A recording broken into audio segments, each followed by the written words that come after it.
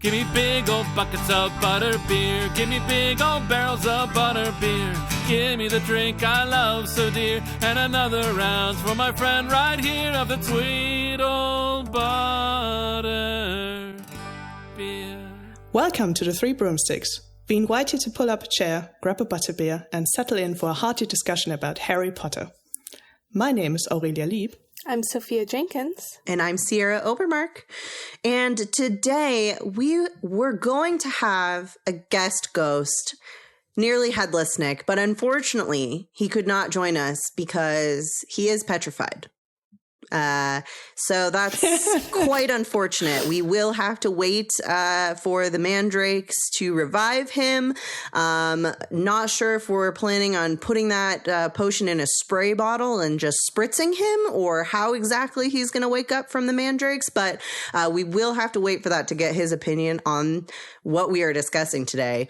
So just a little bit about Nearly Headless Nick. His Hogwarts house, obviously Gryffindor. His journey to Potter, he met him on the first day of Harry's year and saw him be sorted. And his favorite character, we're not exactly sure, but we definitely know it's not Sir Patrick Delaney Podmore, leader of the Headless Hunt. Not at all.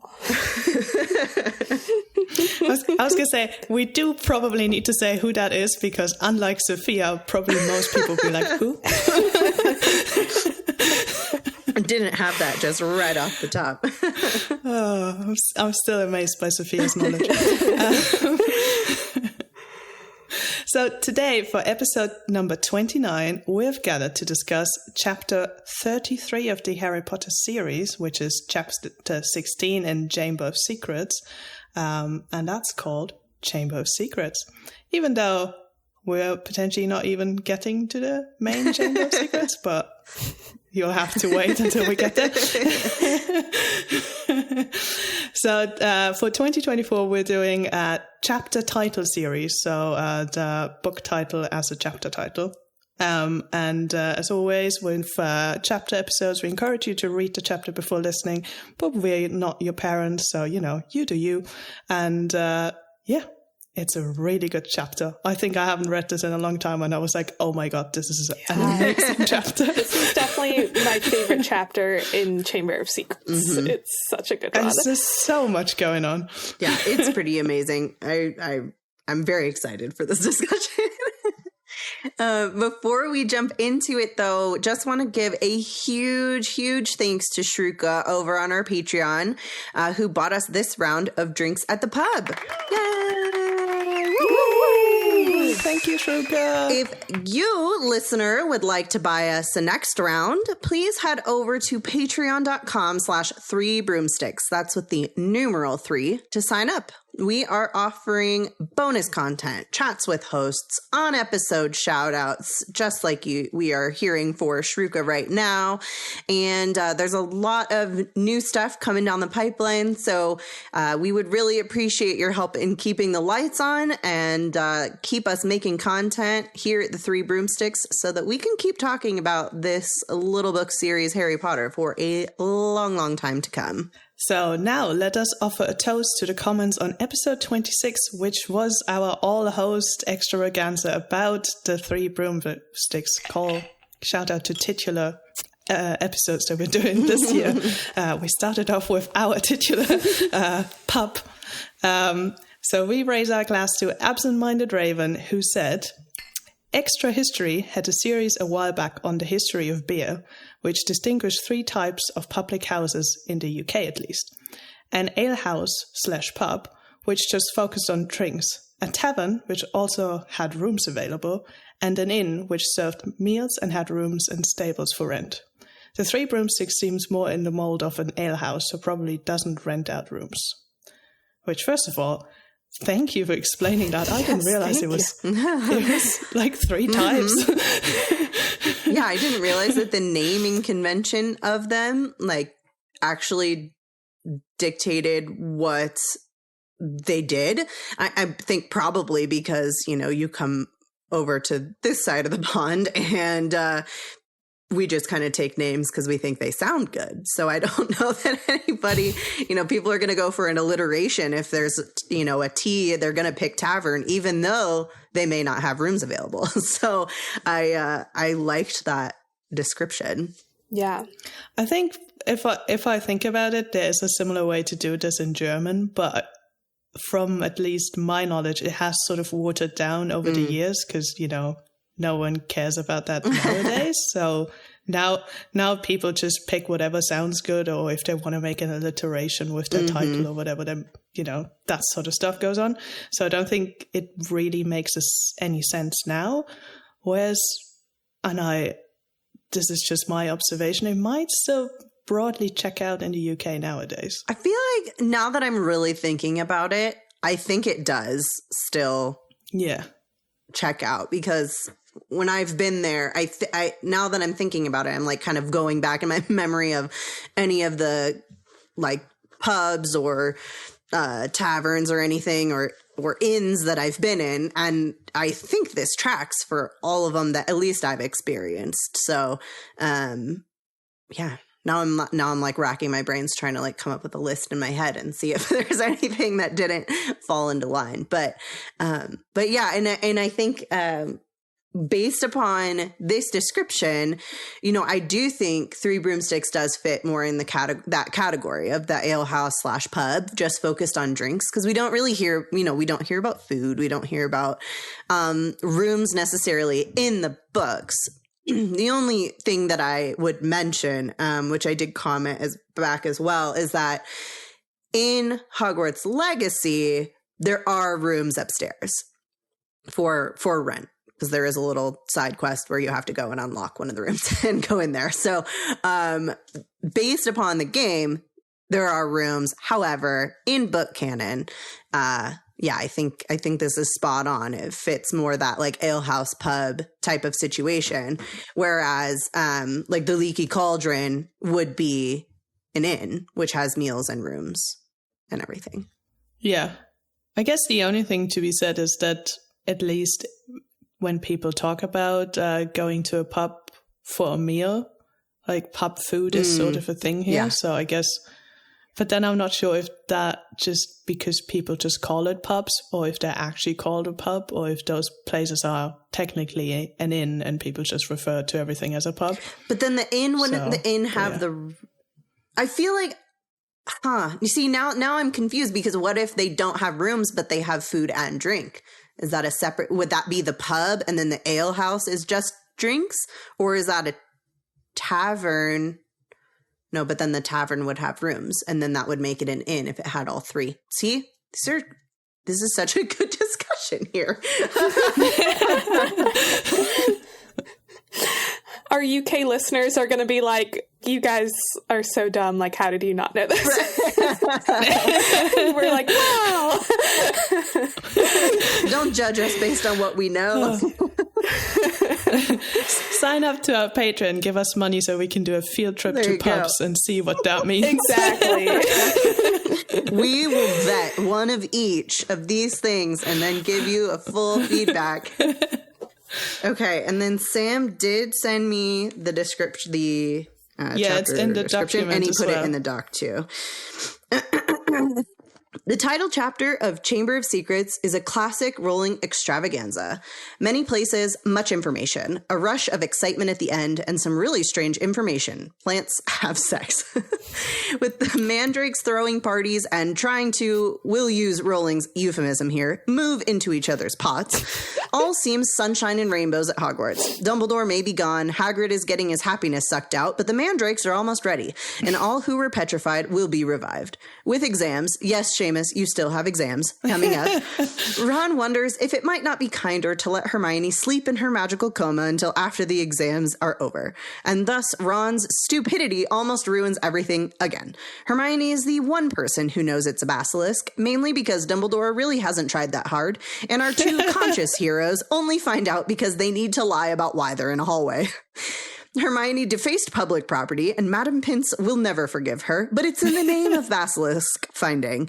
Showing much courage after almost being consumed by a clutter of spiders, Harry and Ron race to tell the staff, only to learn that Harry's future wife has been taken. Turns out Lockhart is no Liam Neeson, but much more like real actor Kenneth Branagh, and Gilderoy betrays the boys to his detriment. After being separated by a mound of rubble, Harry, the 12-year-old boy, moves forward to face the giant snake with deadly poison and eyes that kill you at a glance, while Ron moves some rocks and takes care of his memoryless fraud of a professor. Thanks, Ron. Oh, Sam, I love your summaries. They're amazing. They are pretty fantastic. Why is it that I never considered that the mandrakes could have sex? Never occurred to me. Because Sam needed to tell you. Yeah, seriously. Yeah. I did, but yeah. The moving into each other's spots part. Yeah. So this is a wild chapter because it's a fairly long chapter and everything seems to happen that is important in book 2. Like, this is the chapter where everything is explained. However, we start in a classroom because Hogwarts is trying really hard to pretend it's a school still. And the students are in outrage that exams are supposedly happening. Yeah, I think that it's really funny that the one thing that actually gets them to forget about the Chamber of Secrets is exams. Yeah. Which, to be fair, tests are terrible. Like, I was even a pretty good test taker in school, and if that would distract me. Like, being like, no, you'll still have end of year exams, even though all this terrible stuff is happening. That would definitely throw me for a loop, for sure. Like, your life is literally in danger, but... And I mean, for like Harry, Ron, Hermione, all those people, it's just the end of year exams. But can you imagine being like an OWL or an EWT student this year? Oh my God, like, yeah. Of course, those exams are still happening because you just could do them at a ministry or somewhere else. Mm-hmm. But like, it's been a stressful school year. People have been like, not killed, but, you know, very close to it. So, and you had to like walk in groups to your next classrooms and all of that. Like, it's not been a fun school year. Yeah. Like, how do you focus on studying for your OWLs, like, when you're worried about the Chamber of Secrets and it's not like, you know, like that test is going to affect what classes you can take, or if you're NEWT, it's like right. That affects what jobs you can take. Like, that's a pretty big deal. Yeah, that's so true. You know, at least for the second years, you know, they're only adding classes for third year. They don't have like restrictions on like what, like, it would be awful if all of this has happened. Or can you imagine being, well, what year is Penelope Clearwater? I mean, if she's she is 6. Is she 6th year, or is she's whatever Percy is, isn't she? Yeah, I thought so. I think 6th. Yeah, that would be year 6, which would be year. Well, but isn't he prefect? So that wouldn't he be? Or yeah, but you're prefect year 5, 6, and then 7 is when you can become head boy, head girl. Right. So. Oh, yeah. So she's either 5th or 6th. Either way, I mean, that's like she's going to be going into her NEWTs the following year, and she's just missed out on X amount of lessons. Like, that would be so hard to catch up. I mean, can you, like, someone like her or like Hermione is definitely going to do work over the summer to try to catch up for sure. But some other people might not, and that would probably set them back. And you can also catch up on like theory. You can't do magic catch up. Yeah. So. Right. Well, maybe, I mean, I guess that would make sense for both of them. They wouldn't be able to if it was, you know, Ginny was taken into the chamber earlier or something. She could get away with it because she lives in a magical home and they're not going to know. But they'll be like, wait, why is Molly Weasley trying to do Wingardium Leviosa 20 times a day? That would be so funny. Well, to be fair, they've got Arthur. Who the heck knows what he's been doing over in his shed, like all the time. They're probably used to really bizarre spell combinations coming from the Weasley household. But talking about the Weasleys, this is where we get reminded that Ron has a broken wand. And honestly, like, he points out that he has no chance with this wand in his exams, but, like, surely he should have not had this wand all school year, because we know how dangerous it is. Yeah, like, why has no one said anything? Right? I mean, they even, like, made fun of him for it.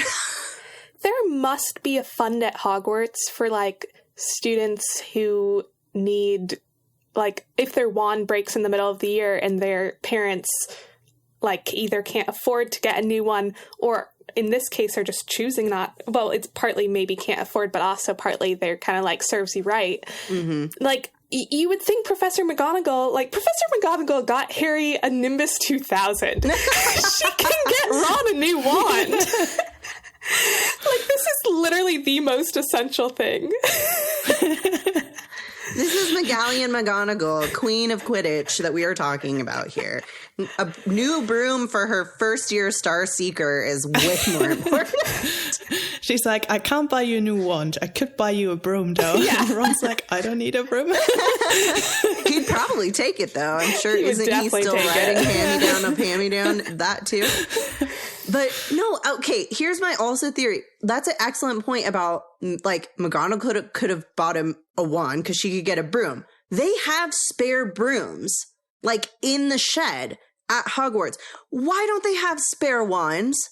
This can't possibly be the only time that a student has broken their wand.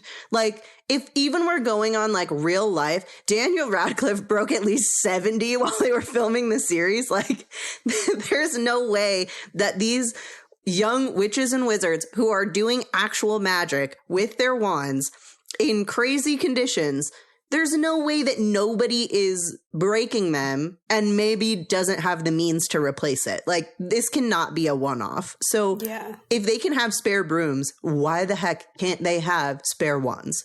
Yeah. And I mean, there is the whole, like, wand magic of it probably won't work as well as, you know, a wand that chose you, but it's going to work better than a broken wand.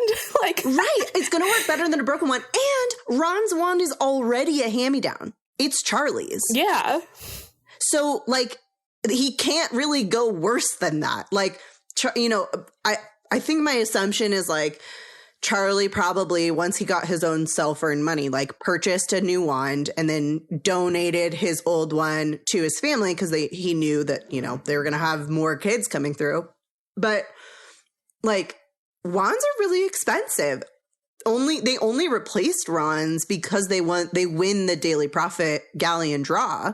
So yeah, like, I feel like if he is already using a secondhand wand, they should have secondhand wands available because at least it'll function. I mean, like, Harry's able to use the Blackthorn wand, even though it's not, like, really his and it's not really choosing him. And, you know, there's the whole allegiance thing. And I guess maybe, I don't know, we'd have to know a little bit more about wand lore, I guess, but maybe Charlie giving it to Ron, like, Ron didn't have to, like, win it from him, but maybe that, like, gave the wand's allegiance to Ron a little bit because Charlie gave it to him.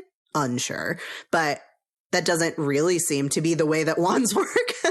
Yeah, because we have a similar situation with Neville, where he's using his father's, I think, wand, and once he has his own wand, he's, like, suddenly a lot better at magic, and it's like, oh yeah, it does make a difference, right? I mean, it would make a difference, but I'm just saying, it can't be worse. I think the reality of this as a book is, we need the plot point that Ron's wand is faulty because this becomes crucial at the end of this chapter. Mm-hmm. But it seems weird to have that, like, him suffer for a whole school year. And I don't think J.K. Rowling at this point in time has probably thought out just how a school works properly enough. Because I don't think any proper school would do this. Yeah. Especially a school that's, you know, so established and has been around for 1,000 years. Like, surely they have spare wands somewhere. Yeah. I don't, you know, it's like such a prestigious school. I don't think they're suffering for money or any of that. So, yeah, I think this is we needed this plot point because it becomes important. And this was the way we get to this plot point. Probably. Yeah.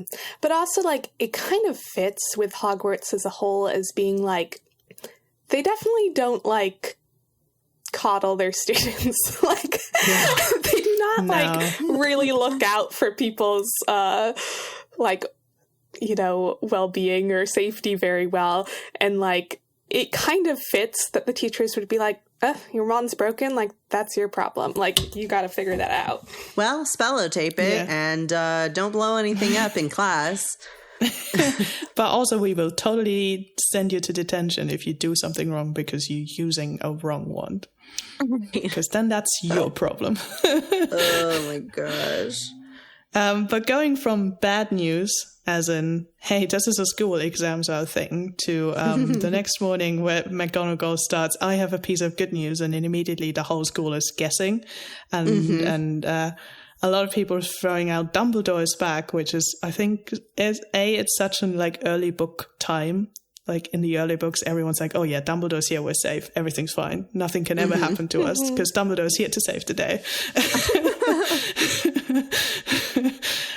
You know, even though while he was in the school, several people were attacked. Like, he was around for all of those attacks, so maybe not as safe as people would like us to think.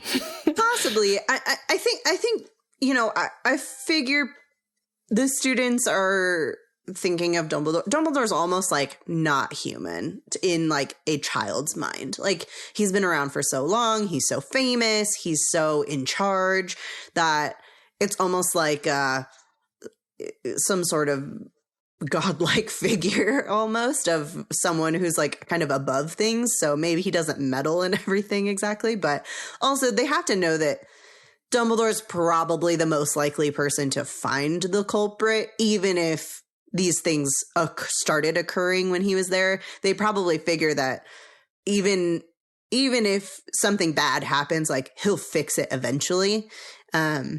You know, they're proven wrong because the people who actually figure it out is a bunch of 12-year-olds, but that's beside the point. But yeah, I think it more is just like, I mean, what if you're a group of kids and even just like a parent or a teacher, if something goes wrong in the classroom or something goes wrong at home, you're still going to lean on that adult to fix whatever happened. So I think it's just kind of like that comfort of knowing that someone is here who would try to fix it. Yeah. Yeah. And, you know, then there's Wood's reaction to Quidditch matches are back on, because that's the only thing that Oliver cares about. Ever. For real, though. That's just on par for Oliver. I mean, you just think he's brushed away Harry almost dying or like serious complications like multiple times just for the chance at like holding that Quidditch cup. So I feel like that's definitely where his priorities lie all the time. And me knowing many hardcore athletes throughout my time, it's not all that crazy. That tracks with a lot of people that I know. So I think it makes sense. Plus, it's just a hilarious little bit of levity in all of the drama that will continue to occur in this chapter. So I just like it. He's such a fun, life-loving individual. Mm-hmm. This is a very dramatic chapter. This is potentially even the only jokey moment in this whole chapter. Yeah. Considering everything else that happens. Mm-hmm. But the real news isn't Quidditch is back on, even though McGonagall is making this announcement and she was probably very tempted. But well, it wasn't before, but now. She's like, do you know what? So the real news is the mandrakes are about ready to be used to help those students who... why can I never remember the word of what happened to them? Petrified. Yes, thank you. Who were petrified. Which is still incredibly good news. I mean, probably not good enough for Mr. Oliver Wood, but here we go. And then I actually pulled this from the book because I thought it was quite interesting. The description goes, Harry looked over at the Slytherin table and wasn't at all surprised to see that Draco Malfoy hadn't joined in. So everyone's like applauding. Ron, however, was looking happier than he'd looked in days. So, two things. I'm potentially reading too much into this here, but I mean, this is why we're having a podcast. I I think Ron in this chapter is like very focused on Hermione in general, I think. And there's a lot of like hints here that Ron and Hermione might actually be the couple in the end. Mm-hmm. So it's like, I think especially here, I'm like, oh yeah, Ron's really happy that Hermione's gonna be okay.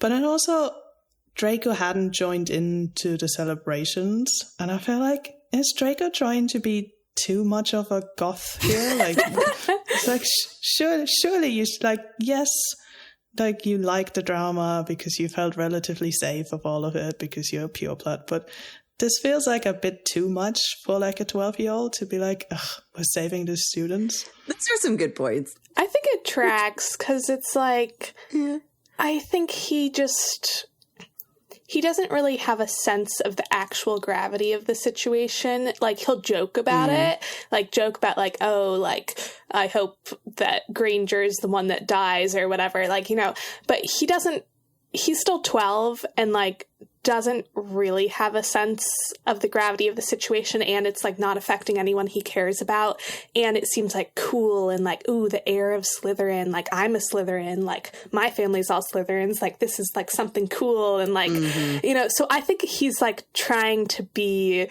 the cool like Death Eater's son, like, you know, I think it's just, it doesn't really feel real to him, or like it's all just like a fun adventure. Yeah.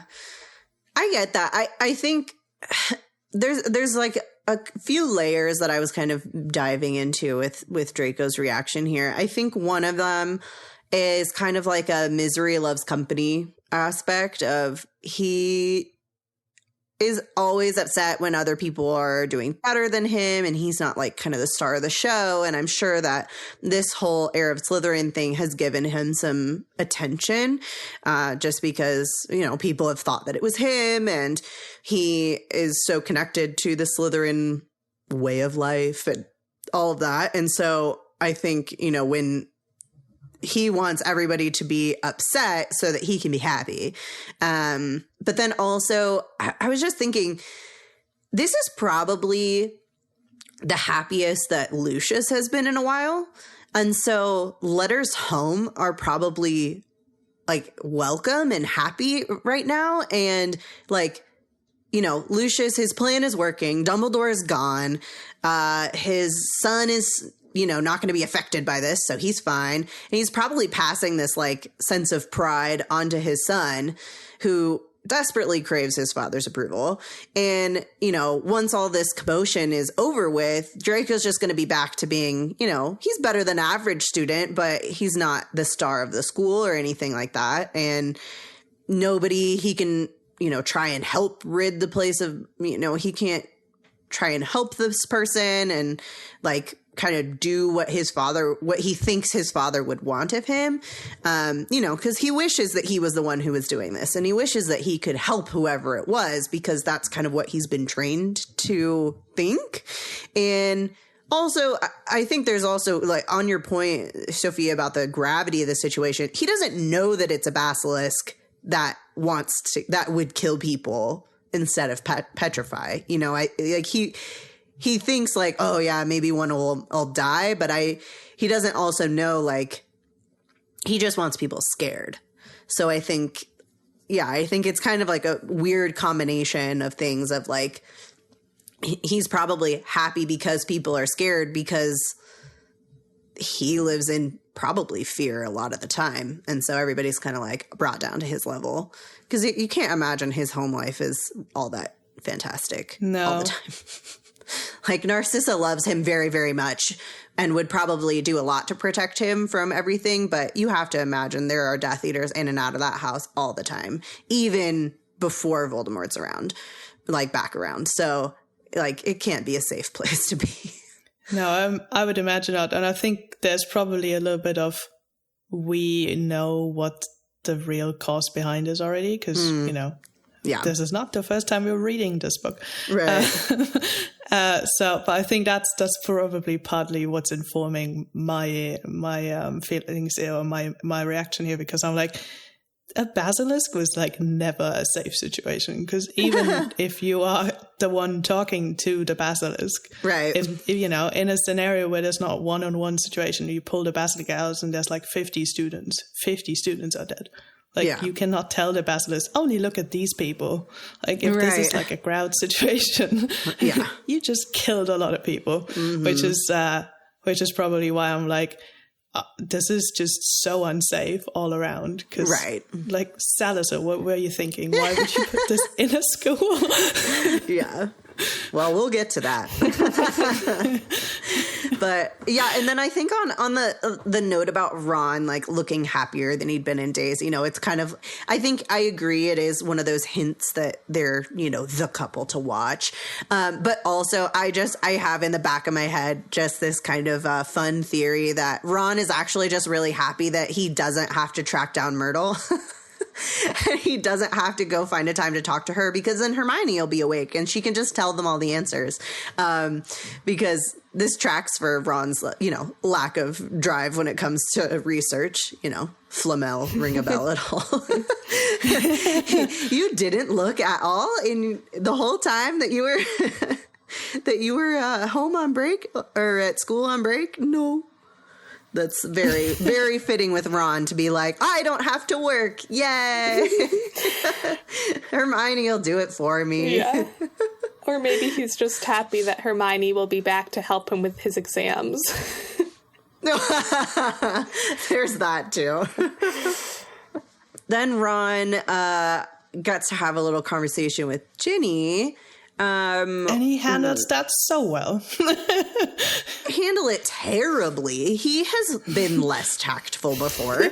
But Harry definitely like almost gets to the point of the conversation way before Ron does. But it's a lot of foreboding. Look, like it's foreboding, but looking back on it, you're like, oh no. Yeah. There's a lot of like ring moments in this chapter, because there's like, yo, don't forget Ron's wand is broken. And then it's like, oh, this is the solution now against Lockhart. And then it's like, oh, Ginny tried to talk to them. Now Ginny's in the chamber. Right. It's like, yeah, there's a lot of like little hints of, don't forget this has been going on. Ginny's been behaving weird a while. And now here we're going to almost get to this point where we know why, and then we don't. Right.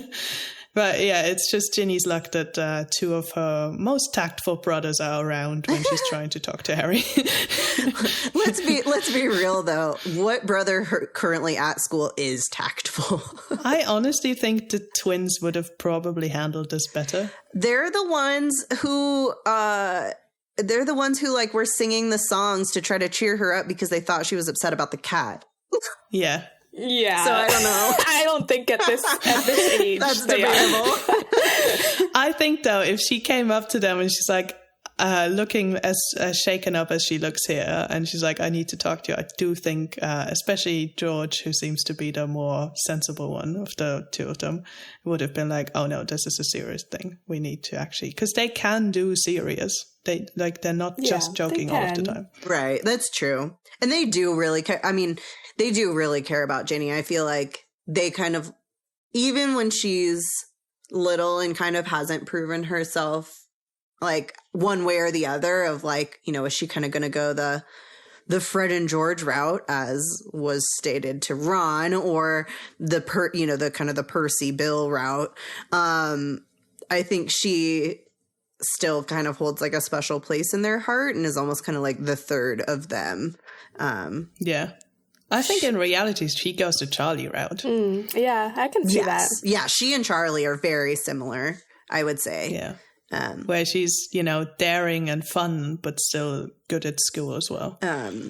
But yeah, this whole kind of section just kills me every time. Like Percy just assuming he's so important that it has to have to do with him, even though like she's been withdrawn and sad increasingly over the year since Mrs. Norris, and like no one thinks to just go after her and find out the truth.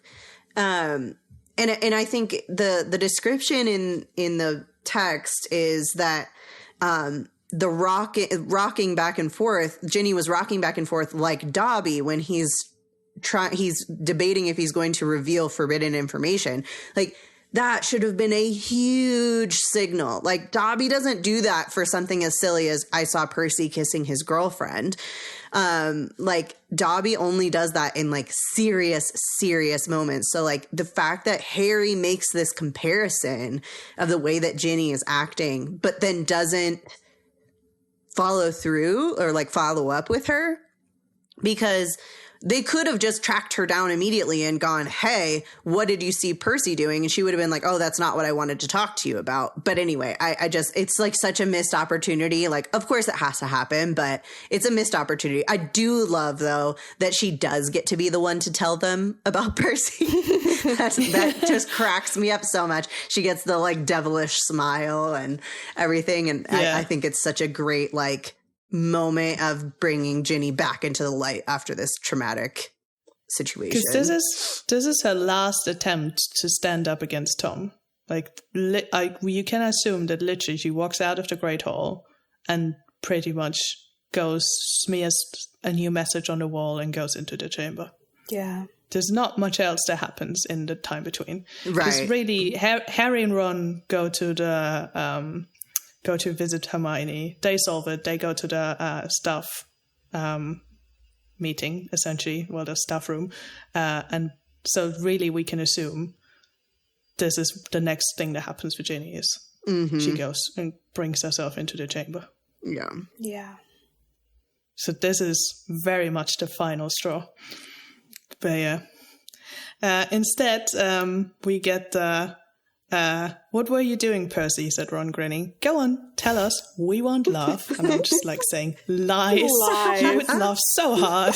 Yes. I think it's just perfect. I mean, it's like Mr. Perfect Prefect Percy doing something unbecoming of a man of his station. Like, Ron is always compared to his brothers, mostly Percy, because he's still, at school. He's not already kind of counted out as a jokester or something like Fred and George.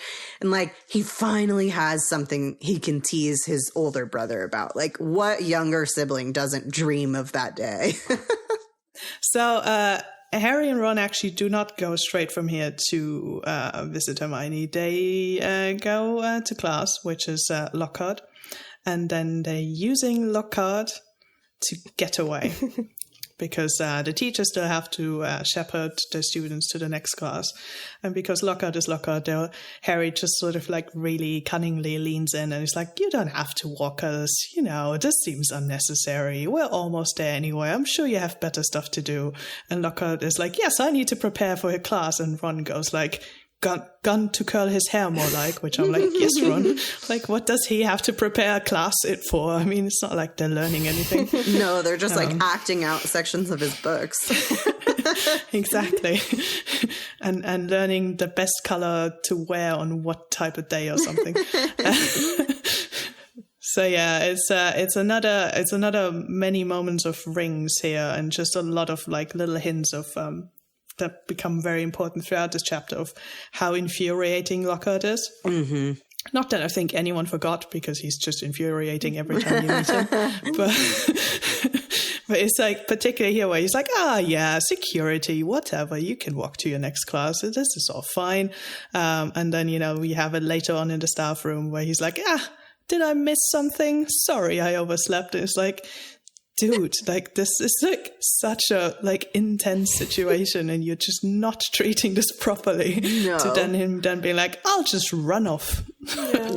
Yeah. Well, it's even more infuriating because he's so stuck on the like, it was Hagrid, and just take it from me, the first words out of those poor people's mouths will be, it was Hagrid. And this is, I think, this instance of him blaming Hagrid is the only time that I will, well, I don't know about only time, but maybe the only time I'll ever compare Lockhart and Umbridge.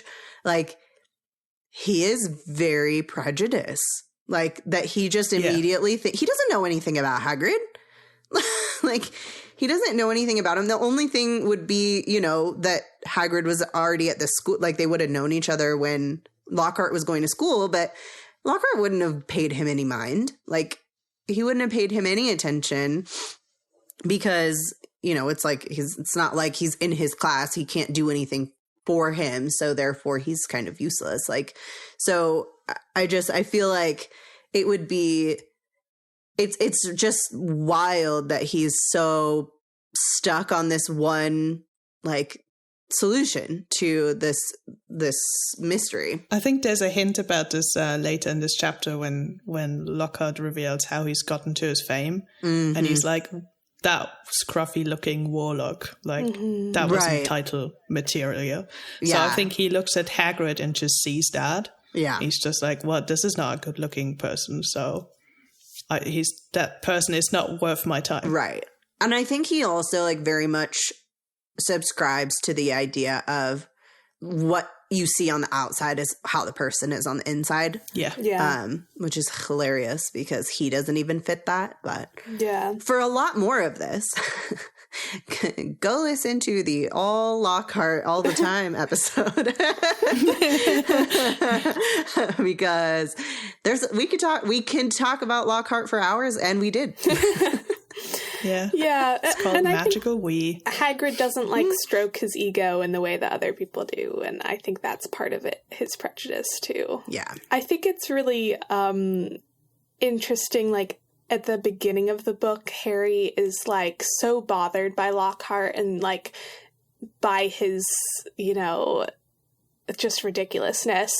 But by this point, he's, like, figured out how to manipulate Lockhart's personality. He's like, he has a good sense of his personality and knows exactly how to manipulate it to get what he wants. And it's just, like, a very clever, like, subtle bit of manipulation there. And I just, like, it's so satisfying because Lockhart is so annoying. So it's like, like, Harry just, like, got one over on him. Yeah, I really like the moment when Lockhart is like, oh, it's all Hagrid, and Harry's like, I agree, and Ron drops his books. He's like, what?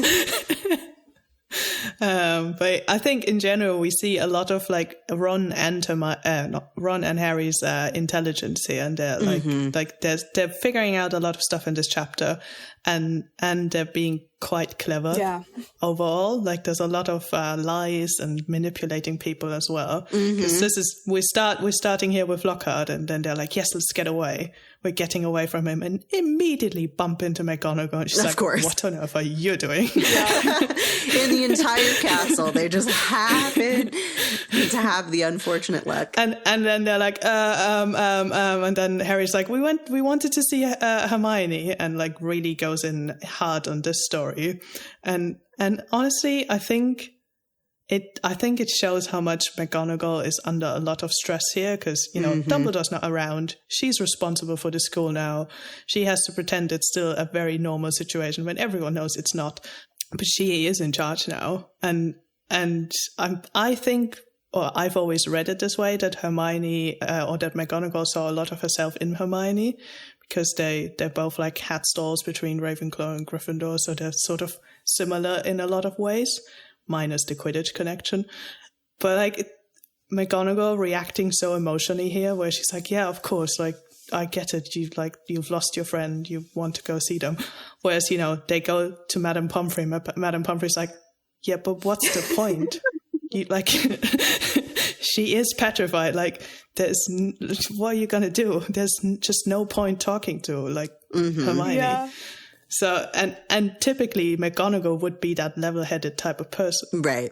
Yeah, I think this is a really interesting moment of, like, in both these cases with Lockhart and McGonagall, like, Harry really is able to, like, pinpoint the personalities of these two people. And I think he, like, even though McGonagall is so often strict, I think in this moment he, like, senses that underneath that, she has a soft side, which we see every so often. And I think he senses that and is like, yes, that is the spot of weakness, and that is where I'm going to pounce.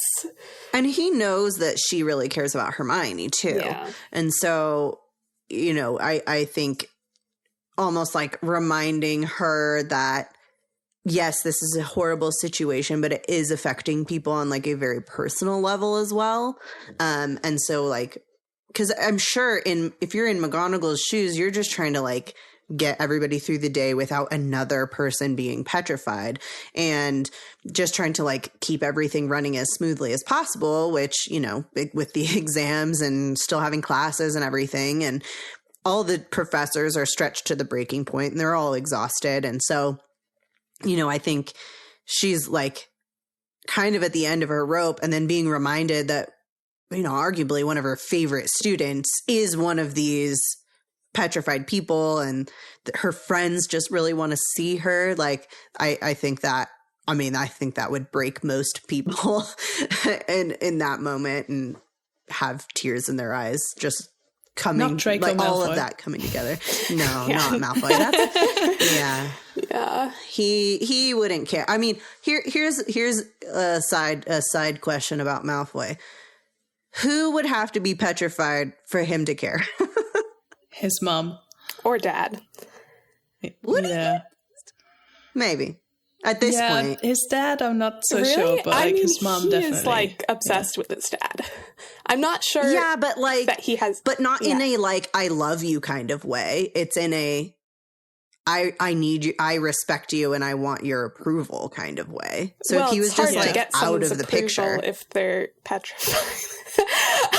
But then also, Yeah, but I if think he's a just, lot like, of not a lot there, of I don't know. the pressure would be off immediately. Yeah, but that's Like, not what we see after Lucius goes to Azkaban. That's not what we see. We don't see a Draco who's like, oh, thank God, like I don't well, need that. but because now that's he's a being lot threatened. later. Yeah. Yeah, sure. That's a lot later, and Voldemort is back, and he's like, "Well, Draco, you better step up." So this is Yeah. a whole new level of pressure's just been added. Yeah.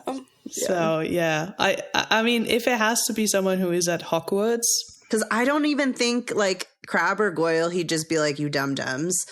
Pansy, Yeah. he probably would be like, I'll get a new girlfriend. do we think if it was Snape, it would like hit home for Draco that maybe this is more like serious than he is possibly treating it? Maybe. That's possible. But I don't know that he'd be like sad, but I think it would hit his scared, like Yeah. he would hit a scared level that he hasn't shown so far. I think if Crabbe or Goyle got petrified, that would also scare him because he kind of sees them as like, oh, they're these tough guys. They, you know, are my protectors. So if they got... And we're all purebloods. And we're all purebloods. So if they got petrified, I think it would freak him out. Like, I don't know if he would be like crying about it, but it would freak him out.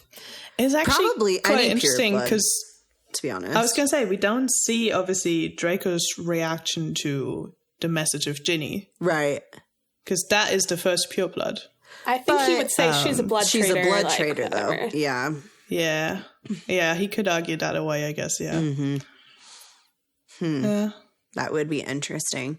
And I don't know that too many people know that Snape isn't a pureblood, so that might affect him on that level just because he wouldn't know that that's not actually true.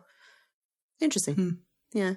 I do wonder though, going back to like the general petrification, like is this because we were talking about, you know, you can't get someone's approval if they're petrified, but if I wonder if it's like a coma, because some people who have woken from comas like say that they remember what people have said to them, but then other people don't. So I wonder if that's if it's similar or if everything is completely like shut down and it's almost like they're just frozen in time. Yeah, I was going to say, it depends. I understood that basically being petrified means your like cardiovascular system doesn't work anymore.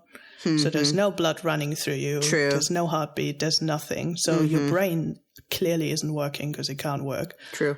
So I would assume it is actually more of a completely frozen type situation. So Fair enough. which then I think means if your brain can't work, then you can't hear what people talk to you. Right. Yeah. And I think... So then Pomfrey has a point. Yeah, and I think Madame Pomfrey would know either way. So I'm guessing if she says that there's no point talking to a petrified person, then there really is no point. That's true. Yeah. Yeah. Let's trust Madame Pomfrey. Yeah. Well, that's also true. I feel like even if there was kind of a question about it, she would still say that. But also, I feel like talking to a person who's in a coma or talking to a person who's petrified or whatever the case may be is more for the person doing the talking. Like kind of like a cathartic experience. So I'm assuming that's why she does let them, is because she knows that it's not really for Hermione, it's for them. Yeah. And I think that's also why it works on McGonagall, because she realizes it's more of a, they need this sort of for them. It's not for Hermione, clearly. But yeah, it's quite interesting because I also, as a person who has been in this situation as the not person in coma, but the person visiting, it's quite interesting to see because it is cathartic for some people and it's really scary for other people. Yeah. So you can immediately tell, it's like when someone steps in a room, it's like, oh no, this is actually more hell for them to be in this room than it was waiting outside of the room to get into this room. But anyway, I digress. So we end up where the boys didn't want to go to, because they wanted to go find answers. Their intention was to go see Myrtle, but because McGonagall sidetracks them, they end up in the hospital wing. But that's exactly where they need to be, because this is finally where they're finding the answers to everything. And it's so interesting because it proves, we know Harry and Ron haven't visited Hermione a lot. Like, arguably, this is potentially the second time that they've visited. So they're all like, oh, we wanted to talk to Hermione. And McGonagall's like, yeah, go do that. And they're like, well, we haven't, since it has happened, because we actually don't care that much. Well, also they just can't get there. Because they're being like on lockdown. Yeah, I guess I'm being a bit too harsh. But they could have potentially found the note sooner, is what I'm saying. But here we are. They're finding the note now, and we finally learn. And also an excerpt ripped out of a book that's written exactly to answer all of their questions. Right. Like, this is the description of a basilisk that exactly was written for this scenario. And we finally learn what's going on. So it is a basilisk. And I was wondering, granted, it's been a long time for all of us since we first read this. Do you remember, like, what you thought when you first read this reveal? Like, did you have theories? What were your thoughts, if you do remember? I think I figured it was some sort of a snake something because, well, honestly, because of the parcel tongue, but also because of the cover art of the book. I mean, there's snakes on it coming out of a chamber. So I think that was kind of like already a hint to me, but I also didn't know what a basilisk was at the time. Like, I had never read anything about a basilisk before. So reading the name being like, this is a basilisk, I was like, all right, I don't know. This doesn't help me. So like having to read the whole page of explanation was actually like, I was kind of in Ron and Harry's shoes. Like, I had never heard of a basilisk, so I needed the whole page of information to lay it out for me of like, this is a basilisk and this is what it does and this is how it's made and blah, blah, blah. So like, I would never have been able to pinpoint that it was a basilisk ahead of time because I didn't know what it was. I think the closest of like a really bizarrely created creature that I knew of was like a chupacabra or something. Well, I was really young when all of this came out, so I watched the second movie before I read the second book, so I have no I had no predictions. But this is like my favorite part of this chapter of just like where all the pieces come together. I just like love this part. Yeah. It is terrible, though, that your cover gave it away, Sierra, because neither the German nor the British covers do give it away, I think. Really? Oh, man. I don't think so, no. Yeah. Maybe I'm misremembering, but yeah, I was in a similar camp to you. I was like, I don't think I even worked out that it had to be a snake. Like, I was very much being a dumb 8-year-old being like, wow, who knows? And then I was like, well, it makes sense that it's a snake because Harry can hear it. I was like, yeah, it checks out. Yeah, because the cover for the American version is literally Fawkes with Harry hanging on with a sword, being held onto by Ron, being held onto by Ginny. And then, like, there's Mrs. Norris is on there. There's, like, snake motifs all over the place. There's a snake's tail coming out of a chamber. Like, and there's a giant eye on the inside, like the inside flap. There's, like, a giant eye peeking out from the chamber as well. So, like, you know it's a creature. And probably some sort of snake type thing. So, like, it's kind of like the entire climate, like, hey, it's okay. They're all going to get out of this chamber because here they are getting out of the chamber. Right on the front cover. Giving everything away.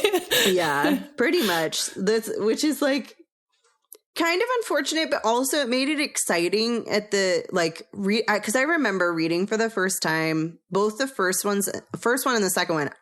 Like I've said before, I don't remember when this was, but I have vivid memories of, like, reading a description and being like, oh, that sounds like the person who's on this cover, like, especially in the first one, and then looking at the cover and being like, oh, that must be Dumbledore. And, like, that was exciting to me to, like, connect those dots. So getting to the final part where Fawkes is bringing them all out, that was kind of being like, oh, and that's what's on the cover. Okay, cool. Like, it was kind of nice. I didn't mind that any of it was, like, a little bit spoiled because of the cover, because also when you're kind of in the throes of reading, you forget what it looks like. At least I do. Yeah. But then we go into, like, a beat by beat theorizing, solution puzzling section, because it's like, it's just really one page, like one big paragraph, and Harry's just like, so Basilisk kills people, so Colin saw it through the camera, Justin saw it through Nearly Headless Nick got the full blast. It's like, oh, like, just beat by beat. Hermione Ravenclaw prefect were found with a mirror. So it's just like, it almost, like, just all jumbles out of his mouth. And it's just like, because he's like, right, yeah, okay, yeah, checks out. And Ron's like, yeah, okay, right. But what about the cat? She didn't have a mirror or a camera. Or a ghost. That we know. And then Harry's like, yeah, there was water, so water reflects. And then, Hagrid roosters were killed, because there was this weird scenario where I was in Dumbledore's office where Hagrid just burst in and was like, my roosters. You're right. So, yeah, it's really, it's just, I think it's pretty much just one page where they're just figuring everything out. Yeah, the spiders flee before it. And, it's why he can hear it and everything. Yeah. What's interesting about the little paragraph about basilisks is that it doesn't mention the petrification at all. Like, that's something that they kind of figure out. And to me, in my mind, that's sort of the only explanation for why someone like Dumbledore never figured out that it was a basilisk, is that nobody knew that basilisks could petrify people. Yeah. That's a good point. That's kind of the only explanation, because if people knew that basilisks could petrify people, then that's just, like, the obvious explanation. So this must be something that is, like, it's only in these specific circumstances, and nobody has ever recorded these types of circumstances before, because it seems like only at Hogwarts does this happen. Or, like, I guess maybe it's just been a while since there's been a basilisk, and when there was one in the past, like, this never happened, or nobody wrote it down. So, like, this must be, like, new information that explains, like, probably what Dumbledore was looking for was, like, he knew all of the things that can petrify people, or he knows, or maybe he didn't even think it was a monster. Maybe he thought it's a spell, because there are probably spells that can petrify people. So maybe he thought, okay, the Heir of Slytherin is just, like, using this spell. Yeah. And didn't realize, in these specific circumstances, I guess a basilisk can petrify people. I think you're on the money here that basilisks are probably fairly rare. I think if I remember correctly, is it Herpo the Foul, like this like old ancient Greek wizard who invented two great things, which is A, basilisk, and B, Horcruxes. He's just truly a great person. Fun. So now I'm wondering if I think you're probably right that this is just the first time it's ever happened. So just no one is aware that this would happen if you don't directly look at a basilisk, that you get petrified. But considering we also know Dumbledore has all those banned books about Horcruxes, and presumably one of them might have been written by Herpo the Foul or someone who's documented something, that is potentially the only book where we would also have something about Basilisk. Because he's the same guy. Mm-hmm. Lots of theories. You're talking about like something about basilisks that's more than this paragraph. Yes, something that not that's everyone knows. More in depth. That's possible. Yeah. Yeah. Because I believe that was that one guy who invented both of these things. Mm-hmm. Such a great wizard. Well, yeah, and especially because when they first find Mrs. Norris, you know, Lockhart's rambling on and on and on about his amulets and attacks and whatever, and Dumbledore realizes that Mrs. Norris isn't dead. But then when asked to like explain how it has happened, you know, he says no second year could have done this. It would take dark magic of the most advanced. So he's thinking, you know, dark magic. I'm sure in his head, he's literally going Grindelwald, Voldemort. Like he's like running through his lists of like serious dark wizards who would have been able to create this situation. So he's probably not even thinking creature. Like that would be hard. Once you're already kind of like on a train of thought of like who would be doing something like this, how could they be getting into the school, like you're kind of going to go down that maze of thinking, and you'd have to backtrack all the way to get to, oh no, there are creatures that do stuff like this, especially if a creature like this hasn't been around in a long time, because the creation of them is not allowed. So it would definitely be, it would be a huge leap for Dumbledore to even come up with basilisk as an answer. People would probably think he was crazy. Yeah, and like, sure, like there's people say there's a monster in the chamber, but like, you know, this is an urban legend, like nobody knows. And also he doesn't have the information that, like, they actually have more information than Dumbledore does, because they know that Harry has been hearing this voice. Like, Dumbledore doesn't have that information. And, like, so that's kind of what helps Hermione, like, how she comes up with the solution is that Harry hears the voice, and she realizes, oh, Harry can understand Parseltongue, which nobody else can, so it must be a snake. So I'm going to go look at snakes. Like, that's what allows Hermione to figure it out, whereas Dumbledore doesn't have that piece of information, so he can't, like, jump to that conclusion in the same way. They also have seen, like, the spiders escape from the scene of the crime, which, as far as we know, Dumbledore hasn't seen. So he doesn't have the same level of information that they do, so it makes sense that he doesn't jump to that conclusion. The only thing that Dumbledore has, but Harry finds out through Tom Riddle, is that the last time this has happened, Dumbledore was suspicious of Tom Riddle, and Dumbledore's one of the few people who knows Tom Riddle equals Lord Voldemort. Right. So that's the only thing. He's like, oh, the last time this has happened, Tom was around, and I was suspicious then, and I know who Tom became. Yes. Yeah. But Harry gets this puzzle piece. He just doesn't know yet what to do with it. And also, like, on Professor Binns's description of how it was created, you know, it was the heir alone would be able to unseal the Chamber of Secrets, unleash the horror within. And then he says that it's believed to be some sort of monster, which the heir of Slytherin alone can control. However, again, like going back to this is an urban legend type of situation, the horror in the chamber could be a curse.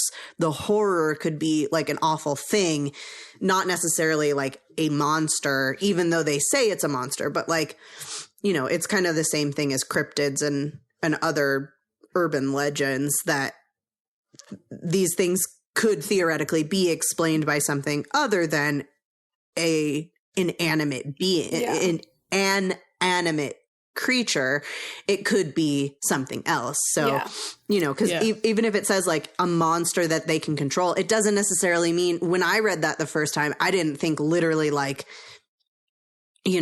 a fluffy that someone's saying, hey, go there. I was thinking like some sort of monster made of magic,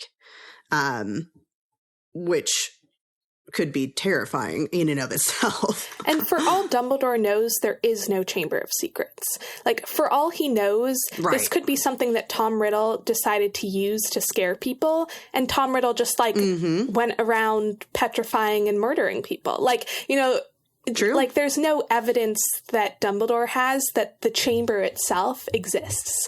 So, like, for all he knows, it's just, like, some elaborate scare tactic. True. Especially because it only opens these 2 times. It's not like this is happening all the time, or it never happened before Voldemort was there.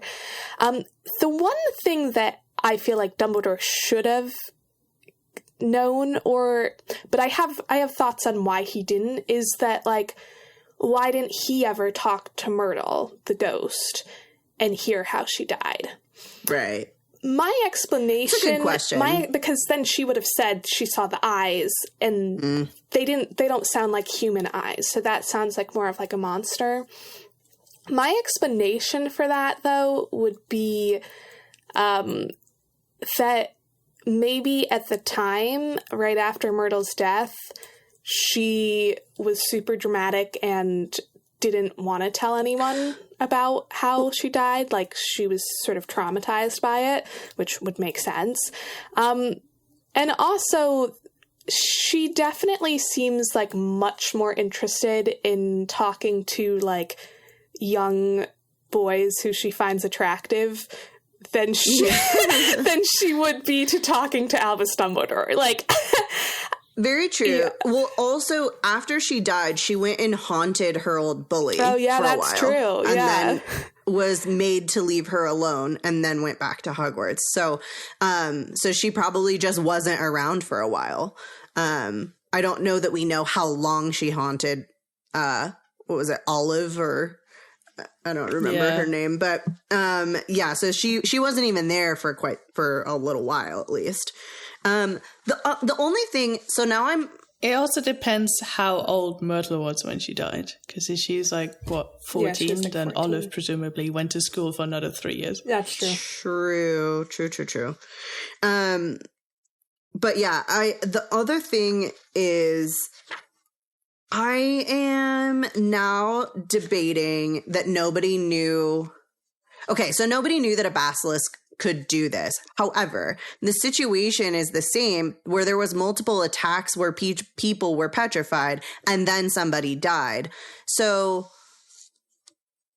I don't know. I guess Dumbledore wouldn't necessarily have been able to connect it to a basilisk, because back 50 years ago, he didn't know it was a basilisk. But it is like, so it very much, I'm like answering my question as I'm saying it, but it is very much like, he could be thinking someone's attack, and then there's a final kill.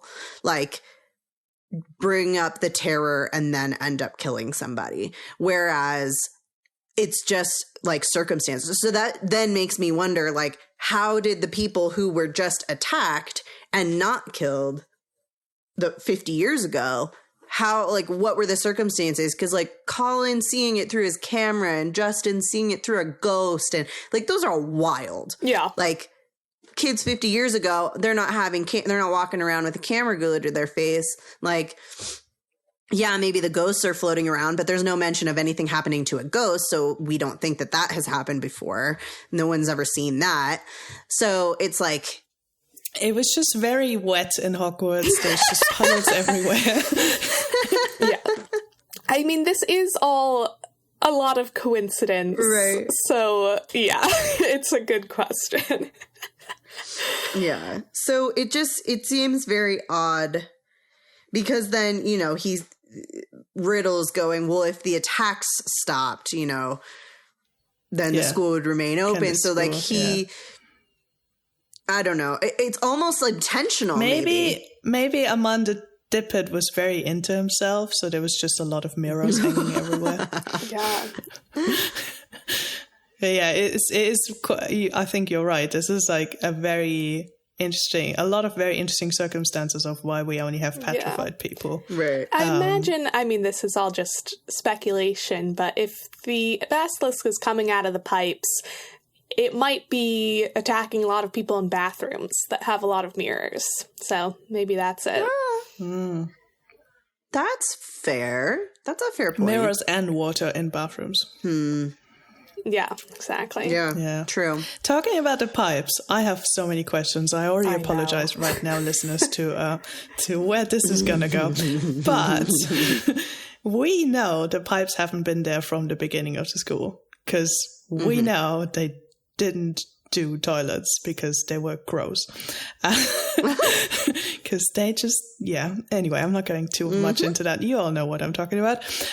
So how, like, I'm struggling because clearly there is a pipe connecting straight to the chamber. This taps never worked, which Myrtle says when they finally figure out where the entrance is and all of that stuff.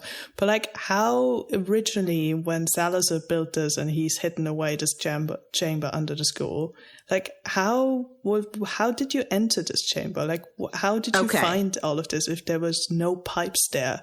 And how did magically the pipes, when they were installed, solve this problem? Like, I'm so confused. I have a theory. Here's my theory. Okay, I have a theory for this. So, I don't think Slytherin ever intended the basilisk to be able to move freely around the castle. The basilisk was supposed to stay in the chamber, and then the heir would be able to release it just into the school. So, he wanted it, under the castle, in the chamber for his own purposes. Maybe he could even take people down there one at a time, or just open the door, let the basilisk go, kill all the people who are unworthy. Problem solved for him. So he created the entrance in whatever the room that is now that bathroom was originally used for. Maybe it was chamber pots and basins. Maybe it was a broom closet. Maybe it was something else. But as the room was updated and the plumbing was introduced, then that was created, and whatever marked the entrance, basically, we're using magic here. So the entrance was already marked with magic. And so when the taps went in, that just became the earmarked entrance. And so probably when they were putting it in, the plumbers who are installing this, they're never able to get it to work, and they don't know why. And there's a snake here and we didn't put that there, but oh well, magic is fun. And so also wizard plumbers, fun. Wizard plumbing. So yeah, I think that's kind of my theory, is that they almost, in putting the plumbing there, they almost created this situation where the basilisk is able to move around. But also, like, the basilisk, the chamber has to be opened for the basilisk to be able to make it into the pipes. Otherwise, the basilisk would have been roaming around the castle this entire time. So, like, the basilisk is locked away, but opening the chamber also opens the connection to the pipes. So when they're putting the pipes in, it probably isn't actually going into the chamber itself. It's like adjacent, and then opening the chamber like unlocks a connection between the chamber and the plumbing. That's my theory. And I think it's a better answer than rolling just cant time and chronology as well as we would like. So what was the answer that she gave on Pottermore? I can't remember. Did she answer this? I think it was. She kind of answered this. She said that one of Slytherin's descendants who was there at Hogwarts, like when the plumbing was put in, made sure that the entrance of the chamber could be concealed or something like that. But so someone in Slytherin was the wizard plumber. Yes. Yes. But I mean, that doesn't answer the question of just like, how exactly did it work before then? Like, also my question is like, how big are these pipes? Like, right. That is my main question. That's my biggest question. Sure. Because it's not just like one pipe that it goes up. It seems like it travels throughout the castle in other pipes. Like, I guess I'm a little bit confused, like how many pipes there are, So how big all of these wizards pipes went are. from no pipes to these need to be huge. These need to be large enough for a snake that can swallow a full-grown man to be able to. That's the right size of pipes we need. Yeah. Although it's also possible that, you know, this Heir of Slytherin Plumber created throughout the castle a whole system of huge pipes only with the purpose of the basilisk getting around and not with the purpose of doing anything else. So maybe these are not pipes that are used for any other reason. They're like magically hidden huge pipes. So this is the from the article Chamber of Secrets by JK. So when first created, the chamber was accessed through a concealed trap door in a series of magical tunnels. However, when Hogwarts plumbing became more elaborate, the entrance to the chamber was threatened, being located on the site of a proposed bathroom. The presence in school at the time of a student called Corvinus Gaunt, direct descendant of Slytherin and antecedent of Tom Riddle, explains how the simple trapdoor was secretly protected so that those who knew how could still access the entrance to the chamber even after newfangled plumbing had been placed on top of it. The article doesn't explain how he did it, how a student happened to make sure that a trapdoor equaled a tap in a bathroom when that went in, but that was her explanation. So okay. So what was that first sentence? She said like there were all of these existing passageways. A series of magical tunnels connected to a concealed trapdoor. So I'm wondering if it's like it must just be tunnels. Those magical tunnels remained, and it's just like how the basilisk gets out is through that pipe into the bathroom, but it can move around the castle in other ways through the magical tunnels. Yeah, unless because they're magical tunnels, then they like adapted to the situation. Well, I guess there of course is always the magic that like something is bigger on the inside than than it looks. Exactly. So maybe everyone else thinks TARDIS these are normal walls. pipes, but they're actually huge pipes and nobody knows because nobody goes inside them. And they're actually originally magical tunnels, but they've adapted to blend in. Yeah, and they seem small, but if you go inside them, they're big. Yeah, that's got to be it. Okay. I feel like she could have explained this all better. Yeah. Yes. That's true. Yes, because a student happening to understand how to move the... Is that the answer, though, that how has the basilisk stayed alive for 1,000 years? Does every once in a while a Slytherin student figure it out and just go down and feed it without unleashing it on the population? Because 1,000 years is a long time. I think it's been long eating like rats and mice and stuff because we see all of those skeletons of rodents in the... True. And I'm sure throughout all of the different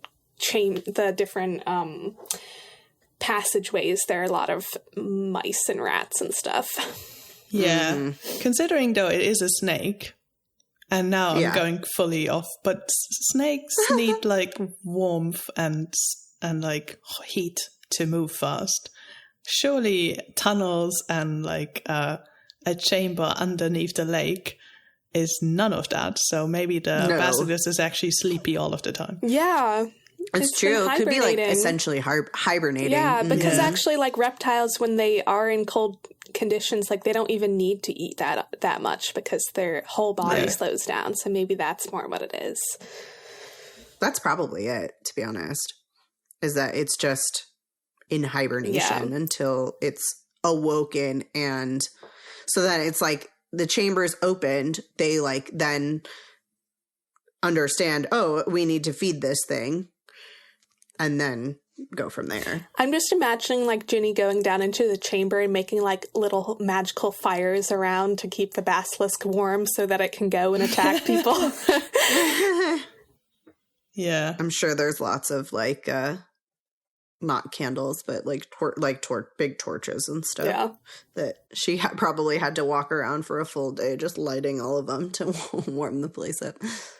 She left after breakfast and she's like, right, it's gonna take me 2 hours just to light all the candles and and the fires and all of that. And then and I also need to still smear on the wall, so that's a thing I need to do. Right. Anyway. So Harry's just figured out how everyone survived, but then Ron jumps in and figures out that the entrance of the chamber is Myrtle's bathroom. Right. Mm-hmm. Which, like, way to go, Ron. Yes. It's I like that it's not just Harry figuring everything out. Like, Harry surely like starts it and Ron's like, okay, I'm getting on board. Yeah, this makes sense. And then Ron takes it further and it's like, wait, what if this is a bathroom? But then something I thought was interesting, and maybe it's just because I tend to forget how much more trustworthy into some certain adults Harry still is in the first few books. But when Ron suggested they should go straight to McGonagall to talk about what they found out, Harry is like on board with it. Mm-hmm. Which I'm sort of almost considering if like their whole interaction with McGonagall just like, mere pages before is why Harry is on board with this, because it doesn't seem like his go-to move. Like, he's very, let's give the teachers this information. Let's not do anything ourselves. Whereas if you look back book 1, he's like, let's talk to Dumbledore. Dumbledore's all right. We'll talk to McGonagall. She didn't believe us. Now let's just do it ourselves. Yeah. Whereas here, he is like, let's talk to the teachers. Oh, that doesn't happen. And then we're like, well, let's talk to Lockhart of all people, which I'm like, wild. Why would you talk to him? But okay, cool. Before he even goes into, well, we'll just do it ourselves. Well, a basilisk is pretty damn scary.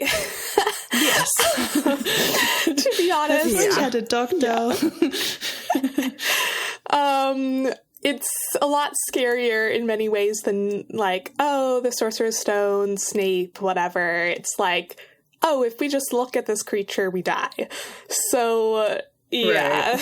Right. I would also be like, please, some adult. Oh, wait, I am an adult, a better adult. Please come to my rescue. Like, I think a little bit of, their interaction with McGonagall is helping this, because she knows that they went to see Hermione. And if they present it like this information came from Hermione, it's a lot more credible. That's true. So, and McGonagall always believes Hermione, even when she's lying. I went looking for the troll. If they hadn't found me, I'd be dead. Like that whole thing, McGonagall mostly believes her. I'm sure she. I mean, it's only half a lie anyway. It's like, yeah, I'm sure she'd be dead without them. She just didn't go look for the troll. Yeah. Uh-huh. But she knows that Hermione knows a lot more than she should for a person of her age, and is very bright and is able to figure things out. So if they say, look, Hermione had this on her, if only, Madame Pomfrey had inspected her ahead of time or whatever, or when you brought her in, if you had looked in her hand, then I think that's like part of it, is this came from Hermione. So that's information that even professors would find credible. Yeah. I think though, still wild what they then actually end up doing, because they're like, oh my gosh, so let's go to the staff room. Yeah. No, before that. Wild before that. It's like they go to the staff room, like Harry's like, yeah, let's go to the staff room and talk to them, and then the announcement is like, we'll just hide out in the wardrobe and then tell them. It's like, what? What is their plan here? Like, let's hide in this wardrobe. We're going to eavesdrop on everyone and then just like pop out at the right moment and like tell them information. Okay. A, we're definitely not going to get in trouble for being in the staff room. B, we're definitely not going to get in trouble for eavesdropping in the staff room. C, you're definitely getting cursed because it's a tense situation and there's like 10 qualified teachers shooting spells at you. Right. Exactly. Like, this is not going to go well. How did you think this was going to happen? Were you going to wait until they all left and then you were going to like catch one outside? Like, what was your plan here? Hiding in a wardrobe? But I mean, I guess part of the plan is that if they just stayed there and let themselves be found by all the teachers, they would have been just kicked out of the room for sure. Be like, no, we have information. They'd be like, yeah. This is more important. Although Ron's there and it's his sister, so they may have let them stay to hear that information because they have to tell the Weasleys somehow. I think they would have tried to like break it to him in a different way. Like they wouldn't have just like had him sit in on the staff conversation.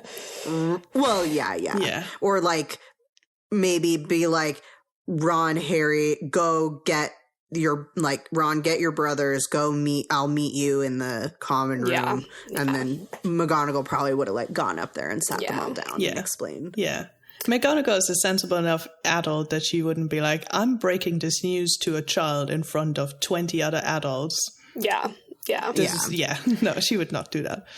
No. Yeah, I mean, this is very much like 12-year-old logic here, but they do, it's like they have two goals here. One is to figure out what's going on. The other is to tell people what they know. And they do manage to do one of those goals. You think 50% score is good enough? Yeah. For a 12-year-old, yes. You pass. But then none of that happens, or goal 2 gets abandoned because we get the news of what's happened. And I pulled the quote here because I think the descriptions of how the different teachers react to McGonagall saying a student has been taken. So it goes, Professor Flitwick let out a squeal. Professor Sprout clapped her hands over her mouth. Snape gripped the back of a chair very hard and said, how can you be sure? And I think, like you expect it from Flitwick and Sprout, but even, it really like hammers it home of how serious this is by Snape being like, oh my God, this is a thing that affects me. Yeah. Right. Yeah, I think it also like shows that he does have a little bit of a soul, because up until now, he's fairly one-dimensional. Besides the reveal that he was saving Harry's life first year with the broom. So like actually seeing him have concern over an unknown student, like he doesn't know who it is. He doesn't know what exactly is like he knows that they've been taken into the chamber, but it's nice to see him have a moment of concern instead of him just basically being out to make every student's life miserable unless they're in Slytherin. Yeah. So, and like, obviously it's not going to be a Slytherin taken into the chamber. So, I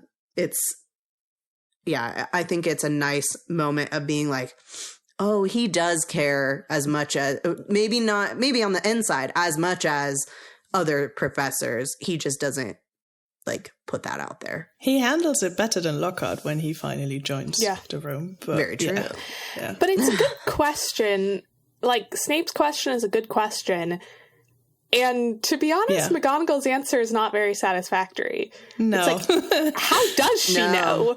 Like, this has always been confusing to me. I'm like, how does she know that Ginny is gone? Like, had she searched the whole castle? Like, how do you figure that out?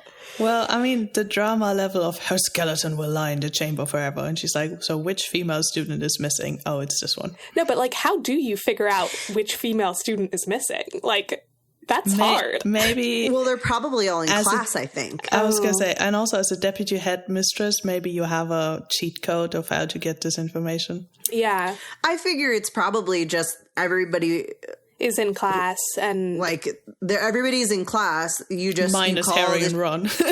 Well, yeah, but it's they're her male, so skeleton. That works. Yeah, it's her skeleton. So they just have to like go, okay, who's not in your class right now, and then remove like maybe somebody's in the hospital wing or in the library or something like that. But this is like later Ginny, like book 5-ish Ginny, where Ginny's just smooching with someone hidden somewhere, and everyone's like, oh my God, Ginny's in the chamber. Jimmy's like, no, I'm fine. I'm just making out with someone. Yeah. That would be funny. Yeah, well, I guess if we are thinking that Ginny disappeared basically right after breakfast, then by that point she would have missed more than one class. So probably even it would be noticed. Probably like even before, like maybe that's even where McGonagall was going to when she ran into Harry and Ron, is someone had told her like, hey, Ginny has not been in class all day. We don't know where she is. Like, can you go find her? And McGonagall goes, looks in the common room, looks in the bathrooms, and then finds the writing on the wall. Harry and Ron. Yeah. Oh, that's actually, I could get behind that for sure. Yeah, I like that. And maybe that's another reason why McGonagall is so like, oh, Ron and Harry, yeah, do what you want. That's okay. Because she's like worried that Ginny might be next. And so that might also explain why she's so emotional in general, because she's already worried about someone else. Yeah. Yeah. It could be, for sure. Yeah. And, and after hearing that, her skeleton will lie in the chamber forever, Flitwick bursting into tears, I think that also tracks with just the general stress. Yeah. Yeah. I always thought for a long time, I was like, this feels like an overreaction by like an adult who's been around students for a long time. But now I think as I'm older, I'm just like, oh no, like Flitwick is under a lot of stress because this has been going on for 6 months? No one's found the solution yet. And this could have easily been any student of his house. And like this is like an 11-year-old who you've had in your class all year, and then like to hear that they're probably dead, like that makes sense that he would burst into tears. Yeah. I also think that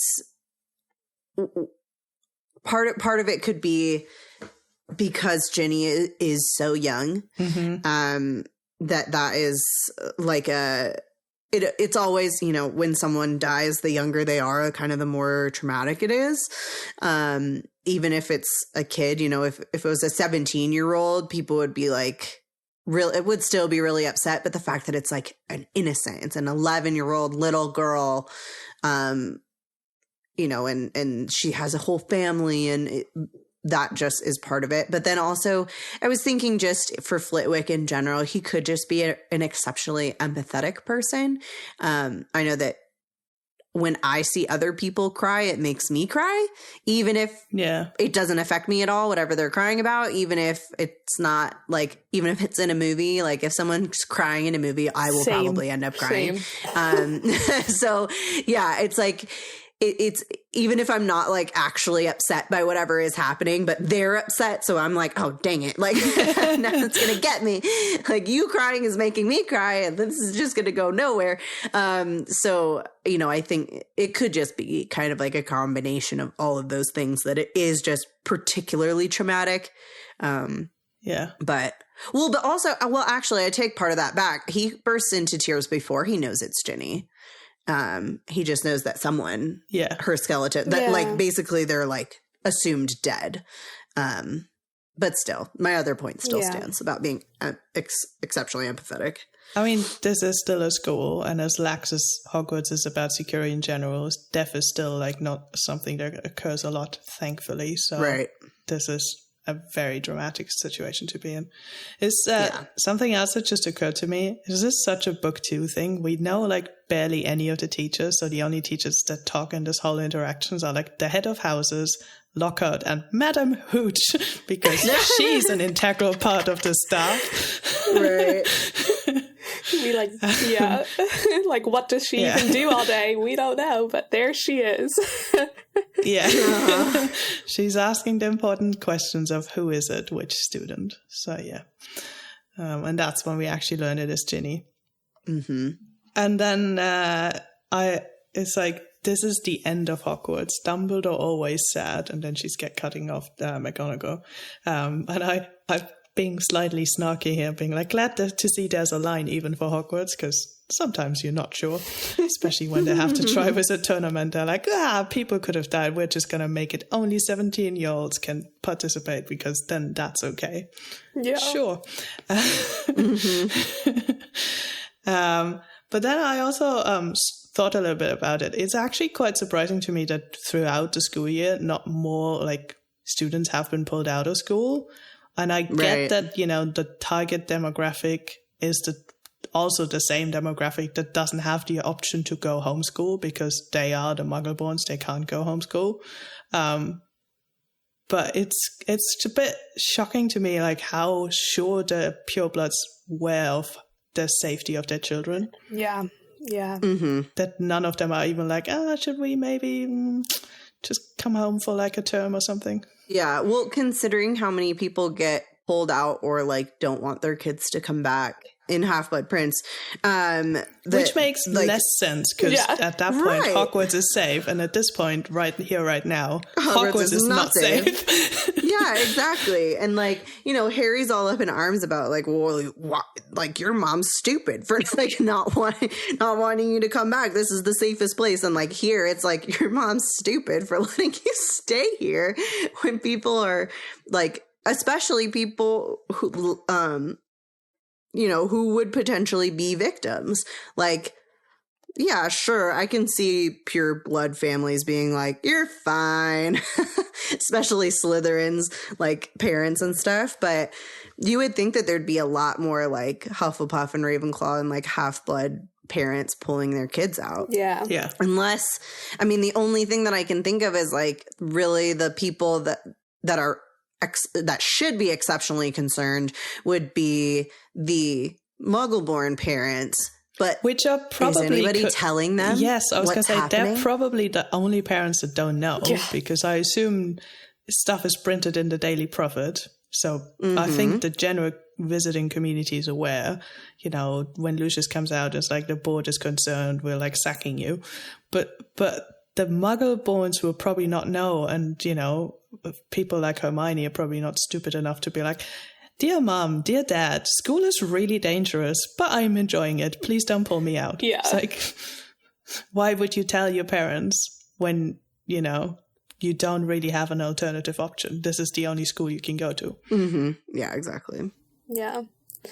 I mean, I'm surprised that the Weasleys, like that Mr. and Mrs. Weasley didn't want to pull out their kids because, I mean, the Weasleys have the reputation of being like blood traders or whatever, that even if they're purebloods, that doesn't mean that they are safe. But they seem to be pretty sure that their kids Presumably, are okay. Percy is like, I'm a prefect, I have to stay. And also I'm in like NEWT classes. Yeah. And then the twins don't care. And also Molly's like, I'm not homeschooling the twins, Ron and Ginny. Like, how am I supposed to do that? That's fair. No one wants to homeschool the twins. No. And also, like, it is 4 people on different levels of schooling. Yeah, that would be How are you rough. even doing that as one person? That would be really tough. Shout out to any homeschool parents out there. You're a real MVP. Yeah. But then Lockhart finally joins because he's overslept. But also, it's like the description goes like the door burst open and Harry assumes that it was Dumbledore. He's like, oh, maybe it's Dumbledore. He's finally back here to save the day. But no, it's Lockhart. No. What a letdown. Lockhart just lives to disappoint. Such a letdown. But I really like this whole paragraph of the teachers immediately like ganging up on Lockhart. Mm-hmm. So funny. And again, with the teachers, I mean the head of houses, because we don't know any other teachers. And that. Listeners, we're going to read this paragraph for 7 ingredients. Sierra's going to count out all the burns on Lockhart as she reads Snape, Sprout, Flitwick, and McGonagall. I'm just going to do the narration and Lockhart, so you have a little bit of an experience of this. All right, 7 ingredients of today's special. 1, 2, 3, 4, 5, 6, 7. The 7 burns of Lockhart by the other professors. Just the man. Snape said. The very man. A girl has been snatched by the monster, Lockhart, taken into the Chamber of Secrets itself. Your moment has come at last. Lockhart blanched. Number 2. That's right, Gilderoy. Chipped in Professor Sprout. Weren't you saying just last night that you've known all along where the entrance to the Chamber of Secrets is? I sputtered Lockhart. Number 3. Yes, didn't you tell me you were sure you knew what was inside it? Piped up Professor Flitwick. Did I? I don't recall. Number 4, I certainly remember you saying you were sorry you hadn't had a crack at the monster before Hagrid was arrested, said Snape. Number 5, didn't you say the whole affair had been bungled and that you should have been given a free rein from the first? Lockhart stared around at his stony-faced colleagues. I really never...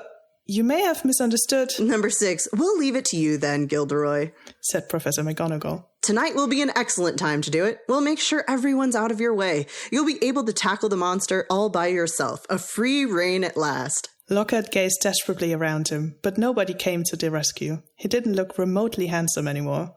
His lip was trembling, and in the absence of his usually toothy grin, he looked weak-chinned and feeble. And number 7, right, said Professor McGonagall, whose nostrils were flared. That's got him out from under our feet. Amazing. I love this so much. The sheer speed at which they all jump on board. Yeah, I must imagine this is like one of the few times all 4 heads of houses are like, nope, this is exactly what we're doing. Yes. No disagreement, no nothing. We know the plan. Yes, it's such a united front. Yes. And imagine how infuriating Lockhart must be, like all of the things that they're saying that he's been saying all along, and they've had to listen to this whole time. Right? So annoying. Oh my gosh. That would drive me bonkers. It's no wonder that they all are like, get him out of here now. Yeah. We need to do serious adult things. Yeah. TM. You're not helpful. And you're not going to be helpful. Go look in the mirror. Do something else. So after this fun little moment that we had with the teachers, we're now really changing pace very quickly because this whole next section is about Harry experiencing grief. And this whole description about, it says it was probably the worst day of Harry's entire life, about how he, Ron, Fred and George are just sitting together in the Gryffindor common room, but like no one's talking, no one's doing anything. And they're just basically killing time, but there's nothing to do and there's nothing that can cheer them up because the worst possible thing has happened. And I think as someone who's been in a similar situation, this is a very apt description of how this feels, of how useless you feel in this moment. And there's nothing for you to do and you just have to wait. Mm-hmm. So yeah, it's really got to me. Yeah, it really, I mean, kind of like you were saying, going from a little bit of the levity of Lockhart's whole takedown to then coming here is really jarring, and it really does hit you. And it's almost as jarring as I'm sure like they're feeling that suddenness of what's happened. And so I feel like it's similar because especially, this whole thing with Lockhart happens. And then like Ron is in this wardrobe, like stunned while this is all happening. Which is just rough. I mean, I think there's, Harry felt Ron slide silently down onto the wardrobe floor beside him. So during this whole Lockhart thing, Ron is just sitting in shock. Like, who knows if he even heard a word of what just happened, because he is just like broken, basically. And I think Harry, the description that this is probably the worst day of Harry's entire life is really rough, because think of everything that Harry's been through up until this point, and this being the worst day of his life is maybe a little unbelievable from only the standpoint of he and Ginny don't know each other too well yet, but he's going through this kind of through Ron and the other Weasleys, because they're his substitute family. Yeah. And so if they're devastated, he's devastated. So like, obviously he cares about Ginny, and obviously he wouldn't want this to happen to anybody, but the fact that it has happened to his best friend, basically brothers, like younger sister is like so terrible. And the fact that he probably is in kind of like a double difficult place, because not only is he helpless to do anything about Ginny, just like the brothers are, he's helpless to help them. Yeah. And so like he's probably sitting there just like, ugh. Because yeah, he's been through worse stuff. Right. But it was in, you know, a lot of it was on adrenaline, on like in action mode. So there's not a lot about reflecting of how terrible this is. Very true. Because you're just doing stuff and you're trying to survive. But there's this helplessness where you can't do anything and it's just terrible. And you're just surrounded by people who are going through the worst thing. And I think that it's that, because I think Harry especially, but I think in a way Ron as well, I think their sort of, you know, love language is sort of action-y type stuff, like doing stuff for someone, and not being able to do something is really hard. Yeah. Yeah, I would totally agree. I think you hit it right on the money that this is a microcosm of kind of Harry's personality, of this is how he is and how he loves, and that everything else that he's been through has been in that kind of like action mode. Yeah. So the fact that this is the worst day of his life is because he's not doing, he's not moving, he's not acting. He's just sitting in silence. And yeah, I mean, for someone who is so active and who is always on the go, doing something, moving to the next thing, that has to be the most horrible thing. And the other Weasleys, I feel like, are similar, other than Percy, but he's locked himself away. You know, because Fred and George are very about action and let's go and let's do stuff and let's have adventure, and all of them being just completely broken down to the point of sitting motionless in silence is heartbreaking. And you have to imagine, it's not just the four of them sitting in a corner of the common room. The whole common room is, you know, there's the whole atmosphere is suffering here. Everyone else in the common room is like, this was someone from our common room, and there's you know, immediate family sitting over there suffering because of this. So everyone's probably going to be like, A, something horrible has happened, but also B, the people that are related to this person are literally with us in this room. Right. Yeah. And then, you get a little bit of a sneak peek of what Ron's clearly doing. Ron's like, oh my God, could I have done something? Was there any signs? And that's when he's like, Harry, she knew something. She was trying to talk to us literally this morning. Yeah. Yeah. And you can really tell that he's beating himself up over what if we, you know, made her talk to us. And as usual, you know, Ron is ironically correct. Yeah. Which is all the worse. And you really see you also really see just the atmosphere of the situation, because when Harry and Ron kind of get the idea that, well, I guess we better go talk to Lockhart because nobody else is, like, they don't know that anybody else is really doing anything about it, but they know that that's where Lockhart has been sent and that's what he said he was going to do. Yeah. So, you know, even when they get up to leave, the Gryffindors around them were so miserable and felt so sorry for the Weasleys that nobody tried to stop them as they got up, crossed the room, and left through the portrait hole. Like, no one is going to stop them from just leaving, because even though they know they're not allowed to. I mean, it's almost the exact opposite of the last time at a titular moment they leave through the portrait hole when Neville is stopping them from going to the trap door. Like, he's there trying to stop them because he's like, you're going to get in trouble and we don't want to do this and you can't go.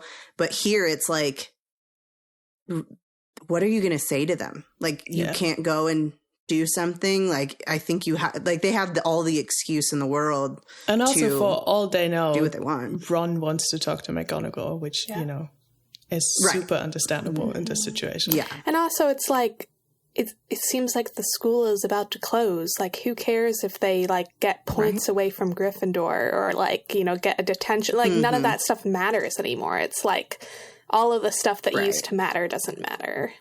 Yeah. Exactly. Because the whole you could have been killed or worse expelled doesn't matter anymore. No.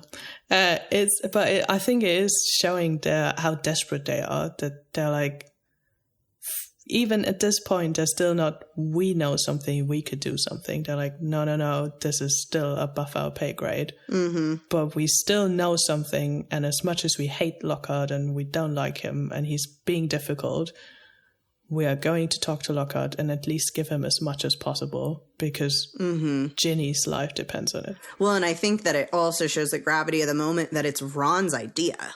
Yeah. Like, he feels so horrible that he's the one coming up with, let's go and talk to my least favorite person to give him information, because it's the only thing I can think of doing, which is, pretty crazy. And then, of course, they get to Lockhart, and he is, of course, not helpful. a chicken. He also is... it's surprising to me that for someone who I would assume was in similar situations before, where, you know, he's taken credit for someone else's, he's wiped someone's memory, and now he has to quickly run or like disappear because otherwise other people might clock on what he's done. He's really not handling this whole situation well at all. Like, he's like, they're like, what are you doing? He's like, it's like, dude, like, if anyone else has walked in who's not 12-year-olds, way too trusting students, like if McGonagall walked in now, it's like, what are you doing? Is that how you were planning to do this? It's also crazy that he just, like, tells them. Yeah. Well, he's planning. He's Like, I know he thinks he's going to wipe Yeah. their memories right after and it's going to be fine, but still, it's like, it also kind of makes me wonder how many people he has just told because he wants to brag, and then he just wipes their memories and is like, got that. Yeah. I could totally imagine that. But it's also shocking to me that Harry, in this situation, after everything he's seen Lockhart do all year, of how little he's learned in defense against dark arts, she's like, you're the defense against the dark arts teacher. You can't go now, not with all the dark stuff going on here. It's like, really, Harry? It's like, last year your defense against the dark arts teacher tried to kill you, so I don't know. It's a bit of a step up. Yeah. He's like, well, this one didn't try to kill me. He's just annoying. So, Oh, man. yeah. It's just wild. Yeah, it's so wild that they even somewhat believe in the content of his books at this point. But they do until he, explains it all.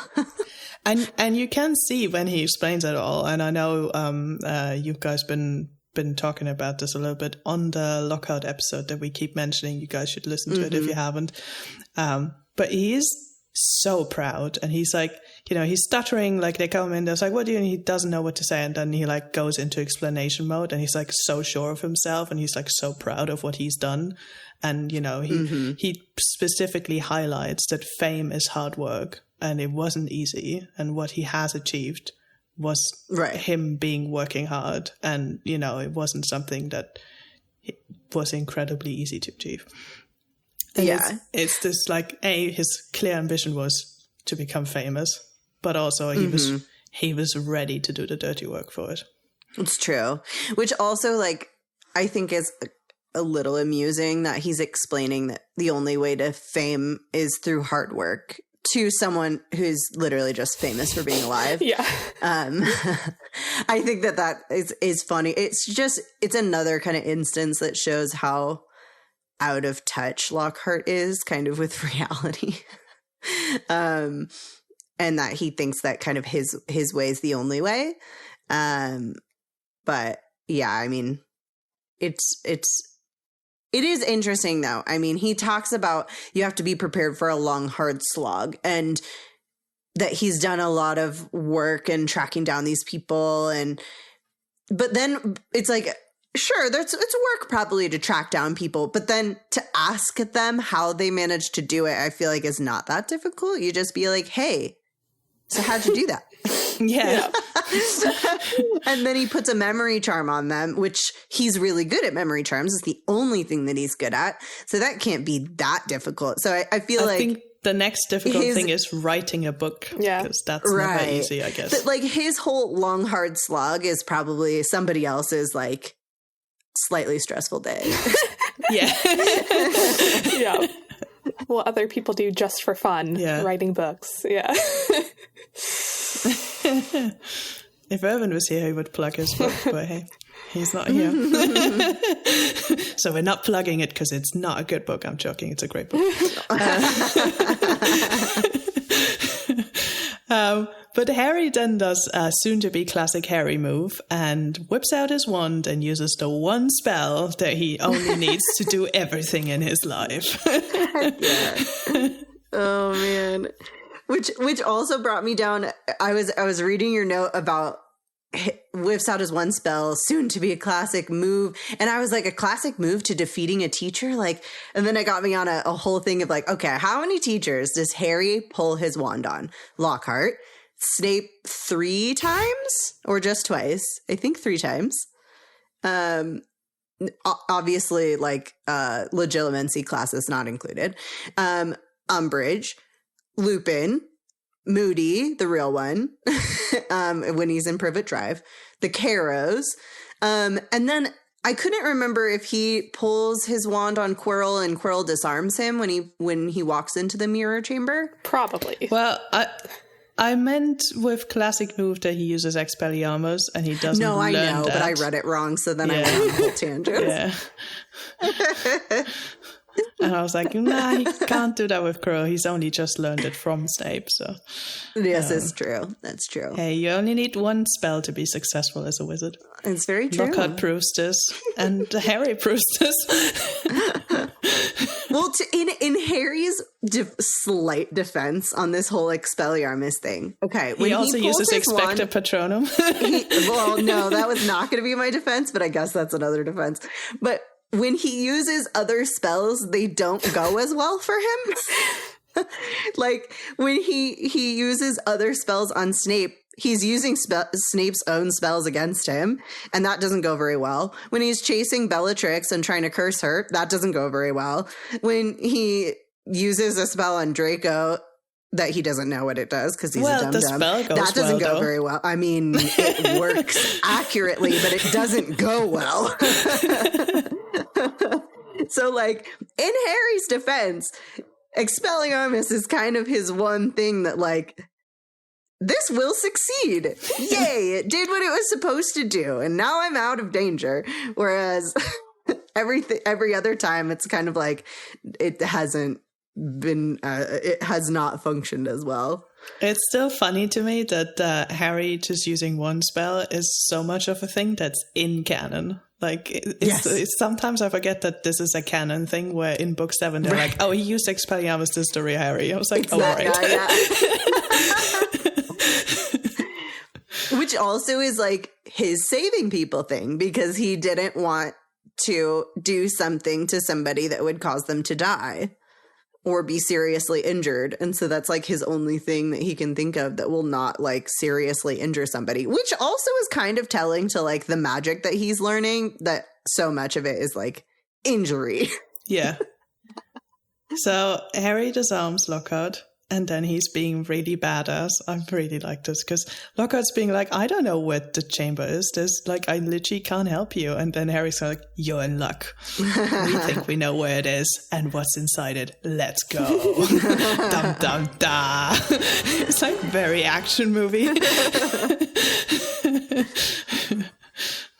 So true. And then they finally do what they wanted to do at the beginning of the chapter. They go to see Myrtle. It just took them a day to go to do what they wanted to do all over breakfast. And we find out that the way to Myrtle's heart is to ask how she died. I mean, but honestly, if I was dead and a ghost and no one in 50 years bothered to ask how I died, I'd probably be excited about it when someone finally asked me. So, but yeah, I think that it's also just very Myrtle that like, she's like, oh, a cute boy wants to know how I died. Oh, let me tell you the story. It was awful. terrible. Like, it was, and then her story is basically like, I was being bullied and then I died. It's like, oh, how that was really awful, I guess. Well, I mean, I guess she feels her body seizing up, which I guess would probably be pretty traumatic. But then I was floating away. And then I came back again. Oh yeah, Olive Hornby. I was right about Olive. Sweet Olive Hornby. But yeah, I think that's her, like, it was dreadful. It was really about, like, it was dreadful that she was teased so much. Like, the actual death part seems kind of like an afterthought, which is pretty classic Myrtle. Yeah, it is remarkably undramatic of how she died. Mm-hmm. Which is potentially the one good thing about being killed by a basilisk. It's like, seems fairly peaceful. Yeah, and painless. Comparatively. Mm-hmm. But yeah, I assume, maybe I shouldn't say this, but I assume the basilisk then also eats you afterwards. But you're dead already. Yeah, so. I mean, probably. It just didn't occur to me. Yeah, because I was like, gosh, are we in one of like Sam's horror movies? Yeah. And then everyone dies. And then they are eaten by something giant. I feel like that's how every one of J. Sam's stories are. Oh my gosh. Yeah. Yes. Oh, he killed off Ron so many times. I was like, Ron died 5 books ago. How are you still killing him off? And he's like, well. Oh, Sam, we love you. I really like this whole chapter.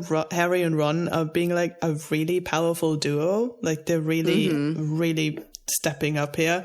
But then also Lockhart comments on it, and I think he's not wrong, because he's like, well, you hardly seem to need me. And I was like, yeah, we really don't need Lockhart. He's not adding anything here. No, it's very true. I mean, at this point, like, yeah, I guess they're still sort of like believing in the adult will help type of situation, but like, they've disarmed Lockhart. They're going to force him into the chamber, and then what? They come across the basilisk and give him his wand back and assume that he's not going to just turn tail and run again? Like, also, they can't give him the wand back because Ron's chucked it out of the window. Oh, yeah. That's true. Yeah. Yeah, like, what do they think he's going to do? Yeah, so they can't give him a wand. So he's a disarmed, he's an unarmed man just gonna walk. Like, how is he gonna help? I think this is they really don't need him. And the tunnel wouldn't come crashing down. I mean, they need him so that Ron isn't there. Yeah, they need him for plot reasons. That's the only reason they need him. But I think there's some like peak pettiness going on here, and like, understandably, this is true. Like, it's interesting, and I think even, and okay, yes, of course, plot reasons, but like, I think part of the reason that they don't go to McGonagall is, like, I could imagine Ron at least feeling kind of betrayed by McGonagall, that McGonagall is like not even, that she's just like, oh, let's get rid of Lockhart by telling him to go to the chamber and save Ginny, like, whatever. And like, she doesn't seem like she's going to do anything to try to save Ginny. And I can imagine him feeling kind of betrayed by that and being like, okay, well, if Lockhart's going to go, you know, we're going to go help him. And then Lockhart turns out to be a coward. And then it's just like, well, then he has to go anyway, just to torture him. Like, you know, like, I think it's literally just to like torture him, because I think that Ron, at least, is so betrayed by all of these adults who are just, like, not willing to, like, put any effort into saving his sister.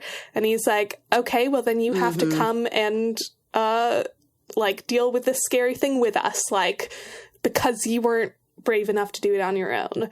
Mm-hmm. Yeah. Also, I feel like Lockhart is a little bit of, like, a guinea pig. Because they make him go first down and, like, they're going to make him walk through the tunnels first. So, like, it's almost like, well, if something's there and is going to kill one of us, it might as well kill you. Yeah. It's definitely a bit of a shield being used here. It's like, we can just hide behind him. But then finally we know why Ron didn't get a new wand, because it's very important. Because Lockhart steals it and blows up the tunnel and... not fully wipes his whole memory, but wipes a considerable enough chunk of his memory that he ends up in St. Mungo's, but we don't know that part yet. I think my favorite moment, which also definitely backs up this is basically just out of spite theory, is Ron taking the opportunity to kick Lockhart in the shins like repeatedly. Yeah. Yeah. And this is one of the scenes in the movie that I love so much. Just him sitting up, hello, do you live here? And then Ron would be like, no. I think it's perfect. I think it's so great. And then Ron hitting him over the head with the rock. Like, I think it's a great representation. I think fantastic. And I'm sure a lot of that is just Kenneth Branagh's genius in portraying him. Yeah. And for more plot reasons, the tunnel is caved in because J.K. Rowling goes to such lengths to make sure that it's only Harry facing the big bad at the end. Right. Because it was only Harry the previous book. And that's why I think it's really cruel if you think about it, because it's Ron's sister, and all Ron can do is now make sure there's a way back out in the hopes that Harry even survives this. Right. Exactly. Yeah, I think it's really rough. So now he's already stressed about his sister, and he's on top of that now going to be stressed about his best friend and stuck with a incompetent wizard already, but now also brain-wiped incompetent wizard. Right. There's not going to be any use to him. So poor Ron. I know. It's so sad. I mean, I guess the only thing is, like, at least he has something to do that is productive. Like, he can shift the rock and make a space through, like, and keep that hope alive, basically, because otherwise they're just trapped there no matter if Ginny's still alive or not. So I think that's the kind of the one saving grace, is that he does have something that he functionally, like, he actually physically can do something about that situation that he is in, which I think probably helps him to pass the time. But of course we don't see that because, you know, Harry is alone, because he's alone in the mirror chamber, in the secret chamber, and while fighting off Dementors, and in the graveyard, and in the Locket Cave, and while chasing Snape, and in the forest. Not in the Ministry, though. Well, he's not alone. Towards the end. He is towards the end, except for a small point. He is. He's alone for a small chunk when chasing Bellatrix, but then Dumbledore's there. So not that Dumbledore does that much in that moment, but hey. But still, he's, you know, they always have to have him alone. You always have to have him alone. So, like, yeah. Sorry, Ron, you can't pass chess. You can't pass rocks. Do not collect $200. And the next book, you are injured. So, well, so rough. So we're ending the chapter called Chamber of Secrets just as Harry is about to enter the actual Chamber of Secrets. Mm-hmm. That's where we end. Yes. Which is, it's, I mean, I guess it makes sense that this is the one titled Chamber of Secrets, because we figure out everything what's in about it, who's in it, where it is, how you get there. So it makes sense, but it is classic, like, Rowling, that the title is kind of what you're expecting. So many times, you know, we get these chapters and we're like, oh yeah, that's this chapter. And then we get, you know, 3/4 of the way through and go, okay, the chapter title is related to whatever's happening in the last 2 pages, apparently. So it's very fitting that here it's, and then he, you know, and then he walked through. End. Because I thought that we were like, oh, we're doing Chamber of Secrets. I was like, oh wow, like the whole fight with like Tom and all of that. And then I was reading this chapter, I was like, it's an incredible chapter. It's like amazing. I forgot how good of a chapter it is, but it's not that at all. Like it's the whole thing that happens before. So I put 2 suggestions in for what this chapter could be sponsored by, and I like the first one. I was going to say, I was feeling silly and goofy because of both suggestions of being silly and goofy. So my first suggestion, which Sierra likes, is this is sponsored by Lockhart's Comeuppance. Nice. And the second one was, one signature spell is all you need to be successful. So true. So yeah, I think it can be sponsored by both. This chapter was sponsored by Lockhart's Comeuppance, and one signature spell is all you need to be successful. Thanks again to Shruka for buying us this round of drinks. If you'd like to buy us the next round, head over to patreon.com/3broomsticks with the numeral 3 to sign up.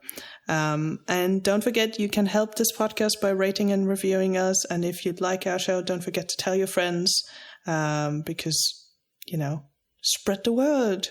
Word of mouth keeps us getting new listeners, and it just helps us hugely.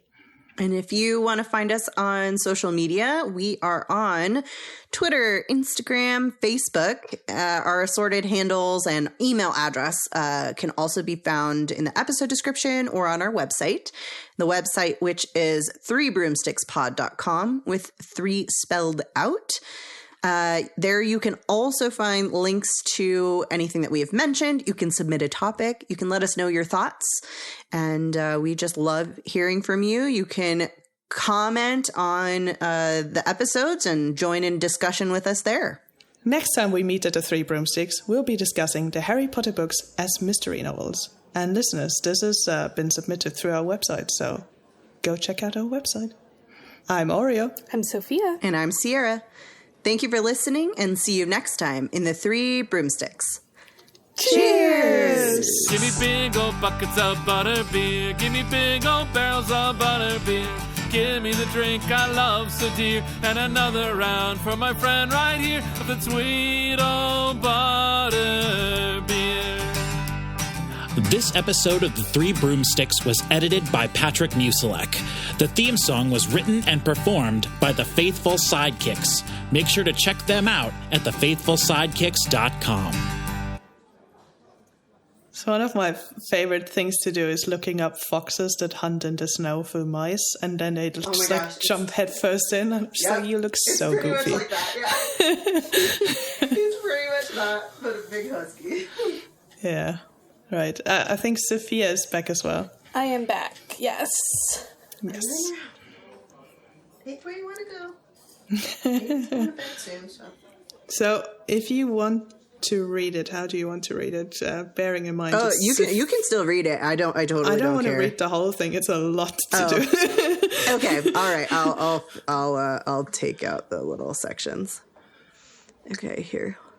I'll do it on the fly, and then I'll edit it later. Okay. Do we want to share it somehow, or I don't know how to though. I could do the narrator and Lockhart, and you do the rest. Oh, sure. Does that work? Okay. Yeah, let's do that. Okay, here we go. Hold on. Let me just look at this really fast. I'm gonna just 1, 2, so I know when to say 1 and 2, and then 3, 4, 5, 6, and then 7. Okay, cool. All right, here we go.